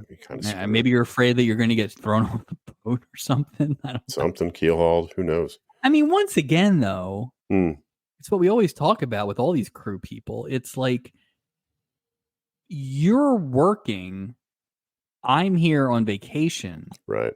You're insinuating yourself into my vacation. And at some level, I can't get away from you. Because who am I going to complain to? The captain? Well, it's got to be rough too, especially if you've purchased this. This isn't a freebie, like the Red Skeleton one. This is a paid voyage. Red Buttons. That would have been way different if it was Red Skeleton. Red Skeleton. There's too many people. There's cavemen and scarecrows, all sorts of stuff going on. Roberta and Weems are finished with dinner. Waiter comes up. Roberta orders 2 flaming baked Alaskas for 2. And I wrote, so is that 4? How about the waiter getting a speaking role, though? Yeah, he's getting his card. That card. Congratulations. Waiter says it'll take 20 minutes to make those, which I'll wait 30 minutes for baked Alaska. I am a huge... Are you a fan of baked Alaska? I don't know that I've ever had it. Probably, I'm not the kind of person who's going to wait around 20 minutes or something. It is a classy. I've had it at Butcher and Singer once when we were there for that Mega Man's dinner where we all got sick because we ate so much food. Oh. So it's basically like a cake. There's ice cream inside. And there's meringue that coats the whole thing. I mean, I'm sure it's good. It's so good. So a lot of places do. You really got that after all that food we ate? Yeah. I got so sick. Lord. I ate 2 orders of that cream spinach. I lost my mind. You got shot worse than Frank. You should have been out for 4 months. It was bad. I think at one point I was like, just leave me here. I can't walk. Just leave me here. Leave me behind. Ugh. I think it was before Uber too. Oh God. It was terrible. I had to pour that in some dirty taxi to get home and go home and throw up. Are you sick? Do you have a bug? No, it's too much cream spinach, and I ordered baked Alaska. You and Roberta Potter. Hey, Roberta's got good taste in desserts. That's classic dessert. And Weems is out of there. 20, huh? It's like based on that story. I can't eat. Just give me one more. I say classy because I was wearing a collared shirt. I think we all were when we were reading it. Right, yeah. Weems is out of there. He's not waiting 20 minutes. You're crazy. He's got smooches to lay. I got nothing. There's no time. Plus, probably, like you said, it's heavy. You can't be running around abandoning. Heavy dairy? No. Heavy dairy and banditing? No, sorry. And they'll know at him. You're like, oh, well, I don't know who it was, but his breath was like baked Alaska. And they're like, oh, let's put 2 and 2 together. It's Roberta. It's Mike Taylor. Yeah, it's just, The bandit moved very slowly and he just was holding his stomach. And every time he kissed a woman, he went, ew. Ew. I don't have to talk to you, do I? One day you'll have your own. Oof. So Weems is out. Steubing is boring Evelyn on deck again. He's like, "Oh, let's dance," and she's like, "Well, there's no music." Yeah, so he goes, "Let me leave to go ask the band to play something soft so they can dance to it." Right. Okay. A, go inside. Yeah. B, she said she was cold. Take your jacket off, Meryl.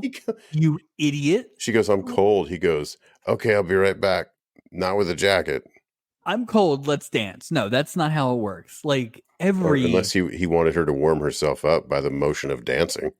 Every romance in the history of jackets. It's like sharing PJs. We know what that means.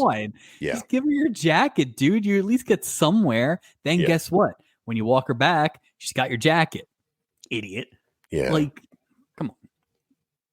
That was the most indication that he just has no game. He's just nothing. No. We see Weems. Weems is lurking. Evelyn sees Weems too, but this time Evelyn grabs him and starts smooching him. Yep. Gert and Muriel are witness to this. Uh-oh. You know how they hated this whole Lothario thing. Yep. Not now. But they decide they both pucker up and close their eyes, and their fingers are crossed that they'll get a smooch from the bandit, and they do. So great. Weems smooches them both. Yep. Steubing comes back and sees him, and Weems flees like a superhero. He goes down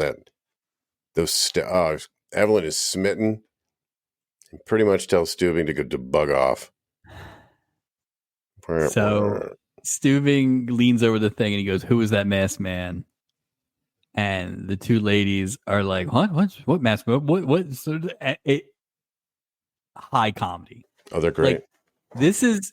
I know you don't want Steubing to be Lassard, and I get it, but like, Gavin MacLeod is a good comedic actor. I agree. And I agree. If he's going to be the foil to set people up like that, that's okay. Perfectly executed scene. I really liked that. I agree. I thought it was great, and you knew it was going to happen. Oh, but absolutely. It was okay. It was done so well. Yeah, time was great. Isaac, or should I say Ike, and Mike Jr. on deck. Mike Sr. has to fly home and can't take Mike Jr. fishing. I'm not surprised. Did they ever establish where home was? No, I don't think so. You assume California, but we don't know. Los Angeles is right down the road. So who knows? Lenore and Mike Sr. arrive on deck. Mike Sr. says he has to leave in order to set up a new dealership. Okay. Isaac gets raw with Mike Sr. Says you're doing it for yourself and not Mike Jr. I wrote, "Hey, Isaac, you should just leave this alone considering you just met their son 2 days ago. Like, just stop." And you did not get invited to the wedding. No. Lenore starts to pile on, but here comes Mike Jr. And good for you, Mike Jr. Calls Isaac a jive bartender and hands him back the smelliest hat I've ever seen. Good for him, Mike Jr. Everyone piling on his dad. You know, that's not, outsiders can't do that, you know? Now, with this, Mike Sr., and this is Billy Davis. Oh, yeah. Has maybe the worst line delivery, at least until Marilyn McCoo in like 10 minutes. But he's like, "Calm down. It's been an emotional morning for everyone." First of all, it's been like 20 seconds of emotion. Second of all, Mike, you don't get to say that, dude. You're the one who's causing all these problems. Well, he tells her to go back to bed. You're having an emotional morning. Go back to bed and I'll call you later. That's how we're gonna put a bow on this. Just the worst. It was just it cracked me up. She didn't say anything when he said it, though. It was clear that Mike Sr. was running this ship. It cracked me up the first time. It cracked me up the second time. It was just so funny. Hey, everyone, we've had an emotional morning. Hey, everybody. Listen up, gang. Hey, let's wrap. Oh, it's funny. It was funny. A smiling Frank knocks on Suzanne's door. He tells her that he's falling in love with her. My note, of course he is. It's been 2, maybe 3 days. Oh, well, but to be fair, it's accelerated because she's been in his face the entire time. Yeah, that's true. She probably drugged him. That's probably what it is. He lost a lot of blood when he got shot too. So. Suzanne says that she has one wish. Boy, I wonder what this wish is going to be. And I immediately thought of that Steve Martin. I wish for world peace. Yeah. She brings up the trial again and asks him if he can call the DA and ask for a postponement. And he's like, what? He says, no. He says he's in the middle because some pusher killed a junkie at a bar, a loser, a bum, a never been. Here's all the words he says. Yeah. Junkie, a loser, a bum, a guy who was throwing his life away. Anyway, he was a punk and nothing but. There it is. Whoops. Oopsie. Suzanne says that loser was my brother. And she begins the worst fake crying I've ever seen in the history of this show. Frank's figuring it out. Leaves the cabin while Suzanne continues her waterless cry. Nothing but dry eyes with those crying nerve. Enter Isaac, checking a clipboard, grabs a phone, calls Lenore and asks how is Mike Jr. doing. Tells her that he'll be right up. And he runs up the stairs. Yeah. Skipping like 3 stairs. I mean, that's a risky. Isaac really is the captain of this boat. Like, he's just taking care of things. Yeah. Like, the kid's locked in the bathroom. I'm sure he'll be fine. But, like, I don't know. I thought maybe he had a gun. Right? Like, I don't know. We're going to skate shoot. He's threatening Gopher with a knife. Like, something. Give me something. For him to skip up those stairs like that, very fleet of foot, Mr. Washington. He arrives at the cabin. Mike's locked himself in the bathroom, as he said. Here comes Mike Jr. He's back. Hey, baby, I'm back. Who wants to go fishing? Like, what? Where did he go? Where did he go for the whole morning? Was it even a morning? Look, like, did Todd Bridges go upstairs and immediately lock himself in the bathroom? Look, it's been an emotional morning for all of us. Why don't you go back to sleep and I'll see you later? Poor Marilyn McCoo went to sleep, woke up, her child's locked in the bathroom. Locked in the bathroom. Like, what? And Isaac's By the way, there. While Todd Bridges is locked in the bathroom before Billy Davis shows back up, Marilyn McCoo does her version of awful acting where it's just like, I gotta tell you, we have more money and success than we've ever had, and I've never been more frightened. It was really like that. She's was the one that really hit me where it was like, oh no, she can't act either. She can't act. No. Mike Jr. apologizes for calling Isaac a jive bartender. Mike Sr. really kind of wraps it up by saying, I'm sorry too. Looks like I'm the one who's been doing the jiving around here. And good for you, Mike Sr., for really wrapping it up. I'm going to put a button on this, fam. Isaac gives Mike Jr. the stinky hat back that he had inside his shirt. Good riddance. R.I.P. stinky hat. Oof. So stupid. He just found that when his dad had. Holy crap. I got to get rid of the stinky hat. It's Milton Berle's hat. That's the only thing that recovered. Yeah, that's right. That's funny. Look at it. It's all connected. Yeah, it's all related. We see Gert and Muriel are talking to Evelyn about their experience with a kissing bandit. Stubing walks by. He is pissed. He is personally embarrassed about this kissing bandit. This kissing bandit has made him a cuckold. The balls of Stubing to walk up to people that work for him and say they're not working it made me mad for a second before they quickly like shot him down. But I was just like, I learned it from watching you, Meryl. You little bitch. Like, Just because you got no game, don't be yelling at your crew for having a good time. Everybody else is having a good time with the boat. Everybody's drinking. Everyone's having a great time. Yeah, Todd Bridges is all hopped up on milk. So much milk. I tell you what, that guy's got the strongest bones in Hollywood. Loves the milk. That's why he's always in these celebrity fights.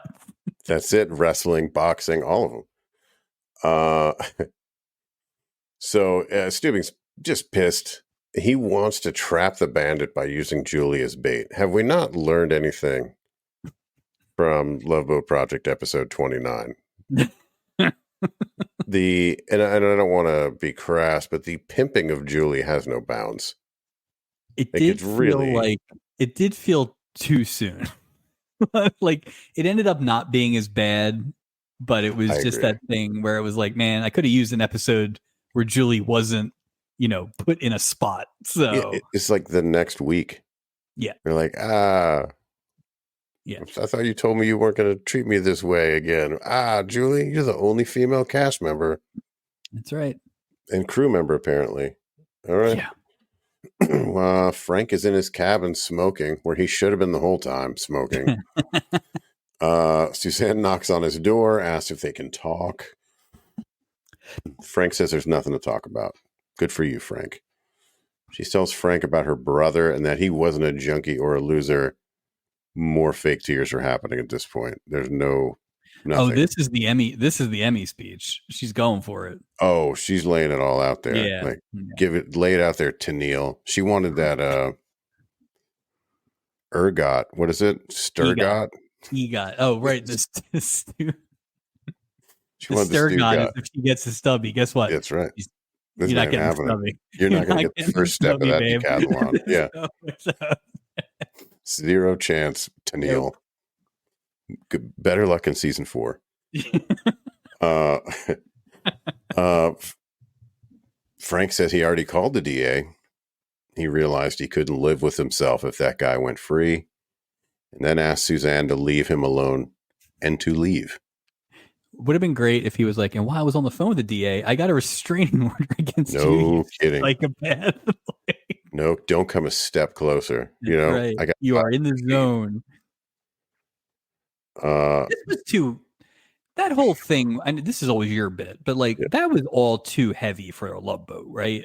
Yeah, I thought so. Vietnam vet who kicks drugs and gets killed by the mafia. That's a little much, right? It's a lot of much. That's a lot of much, and that's why Fred Grandy and Bernie Capel didn't write that one. They're not writing that one. They're keeping it nice and light. And the other thing is too, it's a weird thing that they do because the James Bond Jr., Cindy Duncan, Jim Stafford one, which was pretty heavy. Yeah, you shouldn't cast these musicians. I don't think it would have been any better if there was a better actress. I really don't. It was boring. But you're given. That's a tough one to grab. At least Marilyn McCoo and Davis, that was relatively light. But this is it's a lot. It's just a dull, boring storyline that's kind of heavy. But you can't give it to Tennille. No. Come on. Who turned down the show? Tennille got it. Yeah. What fancy schmancy actress was this? Meryl Streep said no. Is that what this is? I mean, I don't know what. We see Julie. Again, she still doesn't want to be bait. Stubing saying, "You'll be safe, don't worry." Yeah. All Stubing wants is revenge at this point because he is personally injured by this person's actions. His ego is. They go on deck, and the whole deck is popping with ladies. Hilarious. Hoping for a smooch. I thought that was super funny. Hilarious, especially because they shot it real fast. They didn't It was good. Literally turn around right into it. Yeah, it was great. It was good. Not to be outdone by Doc asking all of them to come back to his cabin for a cocktail. He roofed that entire. Oh, they're all just stacks of naked passengers in his office. Pajama tops everywhere. Just everywhere. Hello, ladies. He has 100 pairs of the same pajamas just in case. This is my bucket list. It's like the Pac-Man cartoon. Like he opens his closet and it's just like, and you smell a rag, and you smell a rag, and you smell a rag. Julie's standing on the second deck overlooking the pool. We see Weems. Weems sees Julie, puts on some chapstick, and he heads for her. He lays a smooch on Julie, which again, she does not even. Oh, Julie, that's Julie's best smooch in a while. Yeah, she's like, whoa, this is not a Spencer for hire smooch. This is. Well, I was going to say probably since Frankie Avalon, but we all know he was awful. So this might be her best smooch since Jim Wright. I think so. She's all about it. She's like, go ahead. Yeah. Steubing yells at the bandit to stop. And we see Isaac and Gopher underneath some burlap sack. Apparently that's on the side of I don't know. Potato sacks. Like, why is that there? It's it seems more like a behind the scenes sort of thing. Whoops. We see Weems grab a rope. I really hope Billy Crystal actually did this. I don't even want to. That would be great. That would be pretty cool if he did. Swings over the pool and escapes. Good for him. How about who's the stunt coordinator on this season? Because last Errol week Flynn. we made fun of it, but last week that fight was, there's a lot going on there. We're getting some physicality, man. Yeah, we got like some real action scenes going on now. I like it. it. Danger.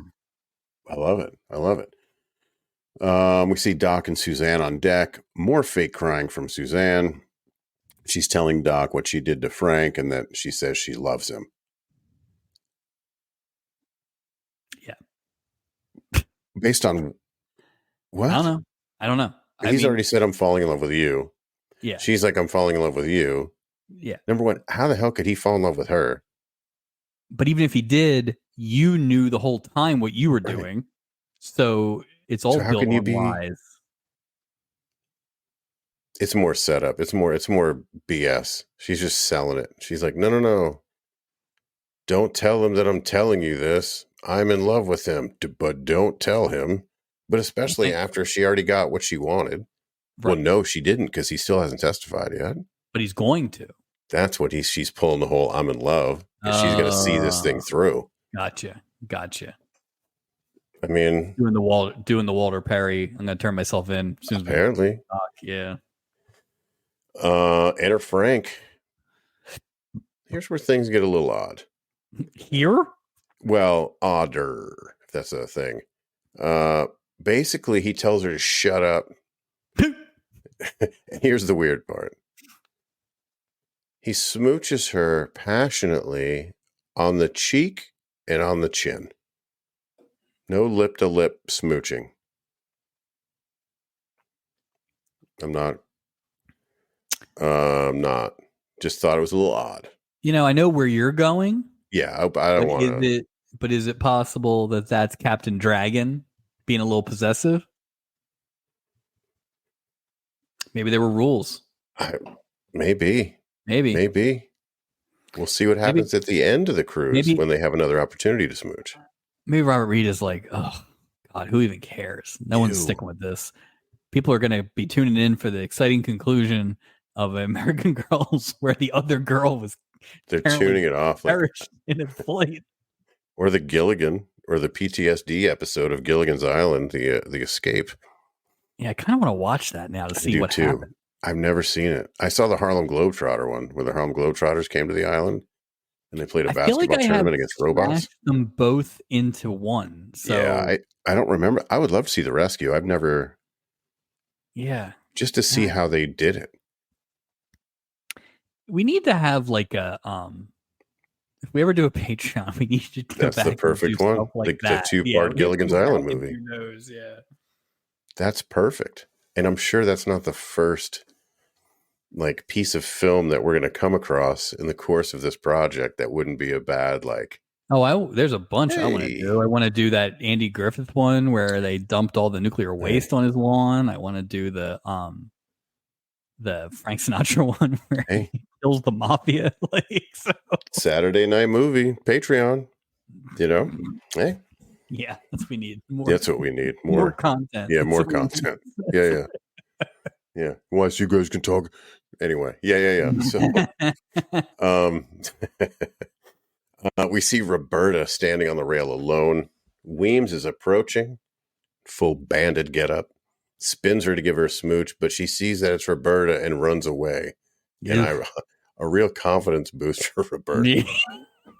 Yeah, that's gonna be worse than getting left out of the yearbook, right? Like Gert and Muriel got smooches and Roberta didn't. Yeah, maybe he just has a type.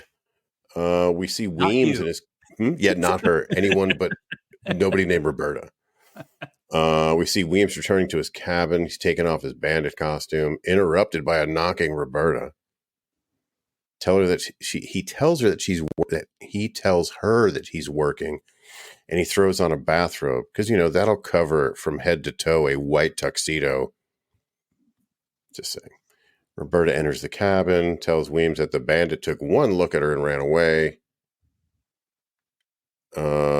They smooch, and Roberta lets him know that she knows his secret. I didn't need an explanation. I didn't either. Like, I honestly didn't, but it was fine. I thought that made sense. It was like, he obviously is a weirdo. We got to wrap it up too. You can't, like, what are you gonna? Right, but like, I didn't need, like an explanation of how she. You know what? Fine. Sometimes the storyline doesn't have to make sense if it's just entertaining. I agree. At the end of the day, that was all entertaining. So. Well, and they were running out of time. I think there were like 6 minutes left at this point. Well, we had to get another 7 or 8 scenes with Tennille. Tennille. Oh, yeah, there's an interesting thing. But I think you're right. They ran out of time because, like, Act 5, when's the last time we had 3, like, all the storylines run into Act 5? Yeah. Like, usually they've wrapped a couple up. Like, so. Maybe that's a sign of a good episode, maybe. No, it's not.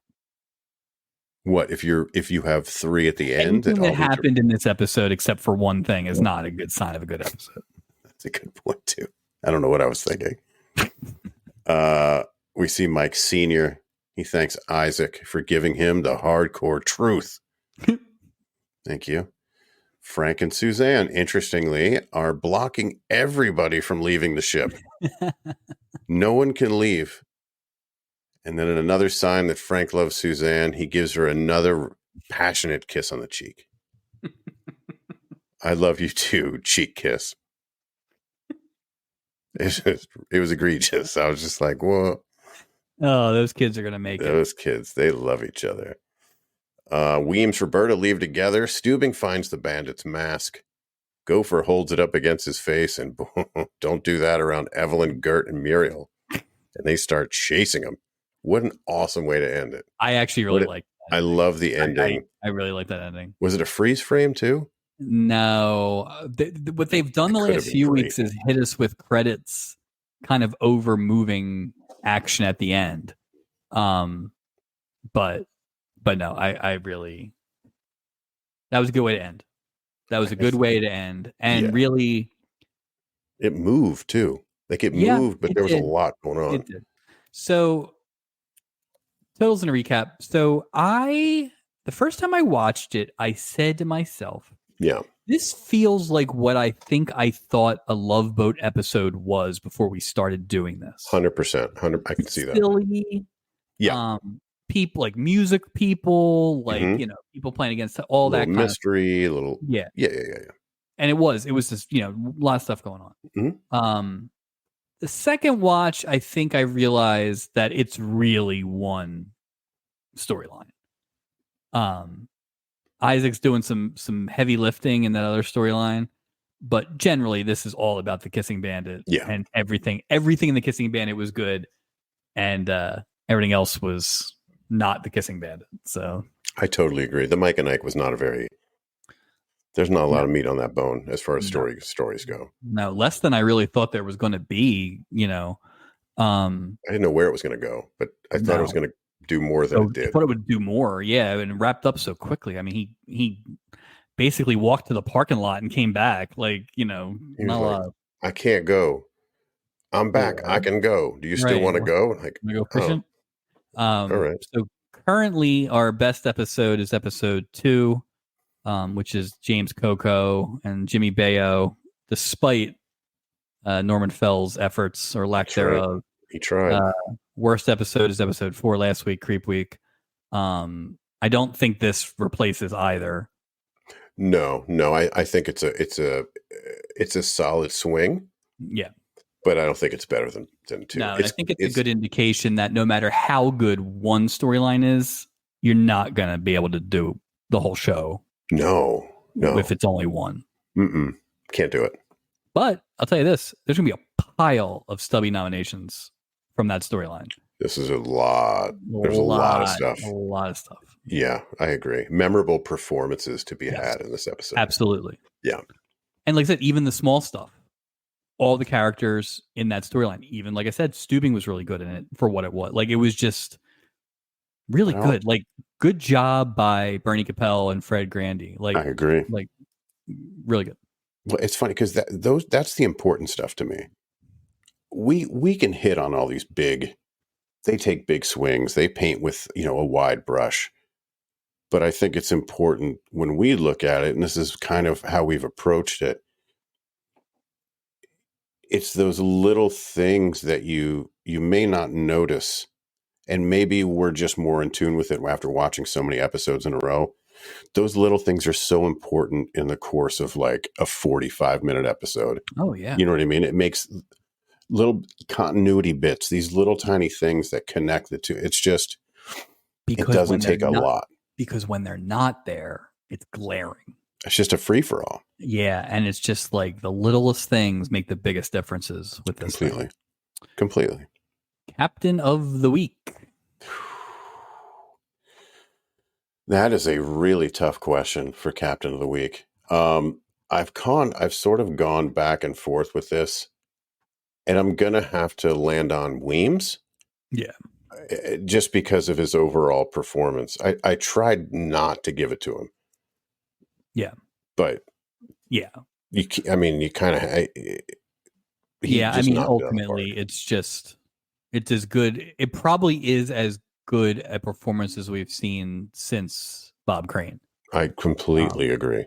Although I will say, in retrospect, I do think what Richard Mulligan did last week was really good too. But again, it's just these people where it's like these are enormous roles, and he's basically playing two roles there. I will give a lot of credit to everybody else in that thing, like we just said, Nancy Culp and completely Pat Connors, wherever her name was, and like Evelyn. All of them were just really good in that spot. It was just a really, really, really good. Like that's strong story. Without thinking about it hard, mm-hmm. Like if you told me that was a top 10 I can see that. That makes sense to me. That makes total sense to me. I think it was a 7 on the IMDb rating, if I'm not mistaken. Which is pretty good. Last week was 6.3 or something. Well, and if you think about it, really was a one-shotter, right? Mm-hmm. I mean that, Also, shout out to Isaac. Once again, they give him stuff to do. He does it great. He's great. The problem is they just don't give him enough to do in every episode. Mm-hmm. It's just not, it's not consistent. But I would say right now, as we are 1/5 done of the season, I think he's kind of the runaway winner, best crew member. I would agree. They're not handling the Julie character like they did last year. Like it's just different. Doing much with her. No. And when they are, it's like, no, I will say, I did want to bring this up. So they use Julie as bait, and that's like the second or third time they've done that. I think they are, take last week out of it. That was a whole other thing. Right. But I think they are using the Julie is bad at flirting thing as kind of a joke, which I'm okay with. Okay. Remember like in the when they got kidnapped? Yeah. And she tried to flirt. You know what I mean? Yeah. Like, what about one of those things where, okay, she's bad at flirting. Ha ha. As opposed to I'm a red hot American woman. So yeah. So imagine she did that again in that first episode to John Aston. Like that's her own move. That's her only move. Whoa. Like we've got our worst moment of season 2 in the first episode of season 2. It's gonna be hard to beat Red Buttons, I think. Yeah, I don't know. That. I gotta think, but it's we're only 1/5 done, so who knows? Who knows? Walk the plank. It's got to be just Steubing because he just didn't do anything. Like he didn't give me anything this episode. There was no moving sticks. There was no walkie-talkie. Oh, you didn't get any captainly, so it's Steubing? Nothing. There was nothing captainly that he did. It's just terrible. Who was the worst actor of the three musicians? Oh, well, you know what? Let me think about that. Whoever you decide, that's who my worst of the week is, because it could be any of the three. Although I think Billy Davis gets away with it because of that. Calm down, everybody. Look, you've had an emotional morning. I really think the Mike and Ike thing was up and down. Todd Bridges was really good. Isaac was really good. Sure. Husband and wife sucked. Yeah. The Witness was boring as hell, which is always the crime that we talk about the most. Well, she didn't have the chops to carry a 2-person storyline. She's terrible. They just needed something else in there, or somebody else, anything.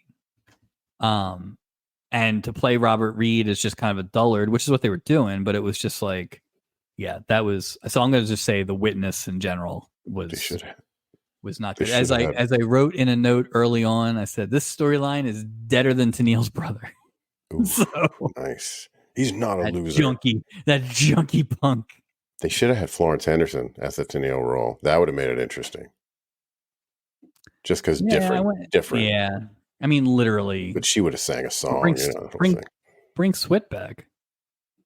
Swit back. Bring back Barbie Benton. Are you surprised that Tennille didn't sing? That would have been weird for her to sing in this episode. She was like, and this one goes out to my dead brother. You see that crap happen all the time. Well, let me ask you this: does she sing in her next appearance? In one episode? Yeah, I'm thinking. Yeah. Does she sing in season 4 in her next appearance? I mean, if it's instead of her acting like this, I don't know why else they would have her on. But this was the most. This felt the most gratuitous in terms of this is a person who can sing. We're going to have them sing. Charo, it made sense. Diane Carroll, it made sense. Even Florence Henderson, as dumb as it was, that was Christmas. Makes sense. So it made sense. But yeah, this was good. But that said, we haven't had a lot of musical stuff yet. So Charo, I mean, really. I mean, this season, I'm saying that might have been our we've first had a little soft sax. I mean, I don't know if you remember. I forgot Jam and Jimmy's going to be. We got Jam and Jimmy was last time. Yeah.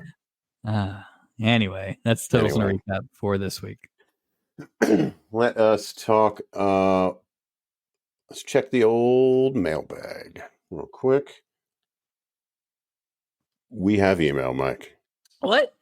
Our very first email. We received an email from Becca from Michigan.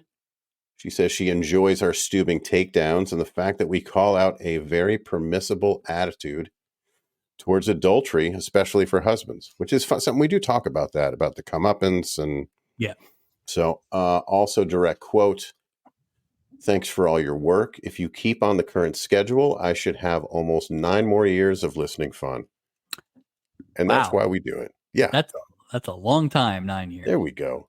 That is very 9 years. What is she listening to? 10 minutes a day? Like, how does that? How does that work? That's very nice to actually get an email. Yeah. But yeah, that's 9 years of shows left. That's a lot. A lot of wow. Doesn't seem daunting at all. I'm like, nope. Wait, how old am I? Hopefully not a lot more Witness storylines. So. No more. But no, thank you for the email. Yeah, that was fantastic. Thank you, Becca from Michigan. Yes. You can email us at loveboatproject@gmail.com. Check us out on Instagram. We've got reels going up weekly at Loveboat Project. You can join our Facebook group, The Loveboat Project, and then also you can watch our episodes on YouTube. Also, you can find us anywhere you get your audio podcasts: iTunes, Spotify, Amazon Music, iHeartRadio, all of them. And talking about watching the show, next week might be a good one because it's Halloween. Of course it is. Spooky. I can't wait. I heard You know rumors it's of Halloween? Because Vincent Price is in it. Sign me up. Oh, brother. Can't wait. Brother. Cannot wait to see what nonsense occurs. I'm going to dress up as a better storyline than The Witness. So I too will dress up as a better storyline than The Witness. I will be Suzanne. No. Worst Tennille? Halloween costume ever. We should be the other 3 parts of Fifth Dimension and Captain Dragon. All about that. I think I might be dressed as Captain Dragon right now, as a matter of fact. All right. Oh, anything to plug, sir? Yeah. Absolutely Hammered. We talk about the Phillies, who are still dominating the league. You can sign up for that on the Hitting Season Patreon. Excellent. Well, until next time, thanks for joining, and we will talk to you again soon. Thank you.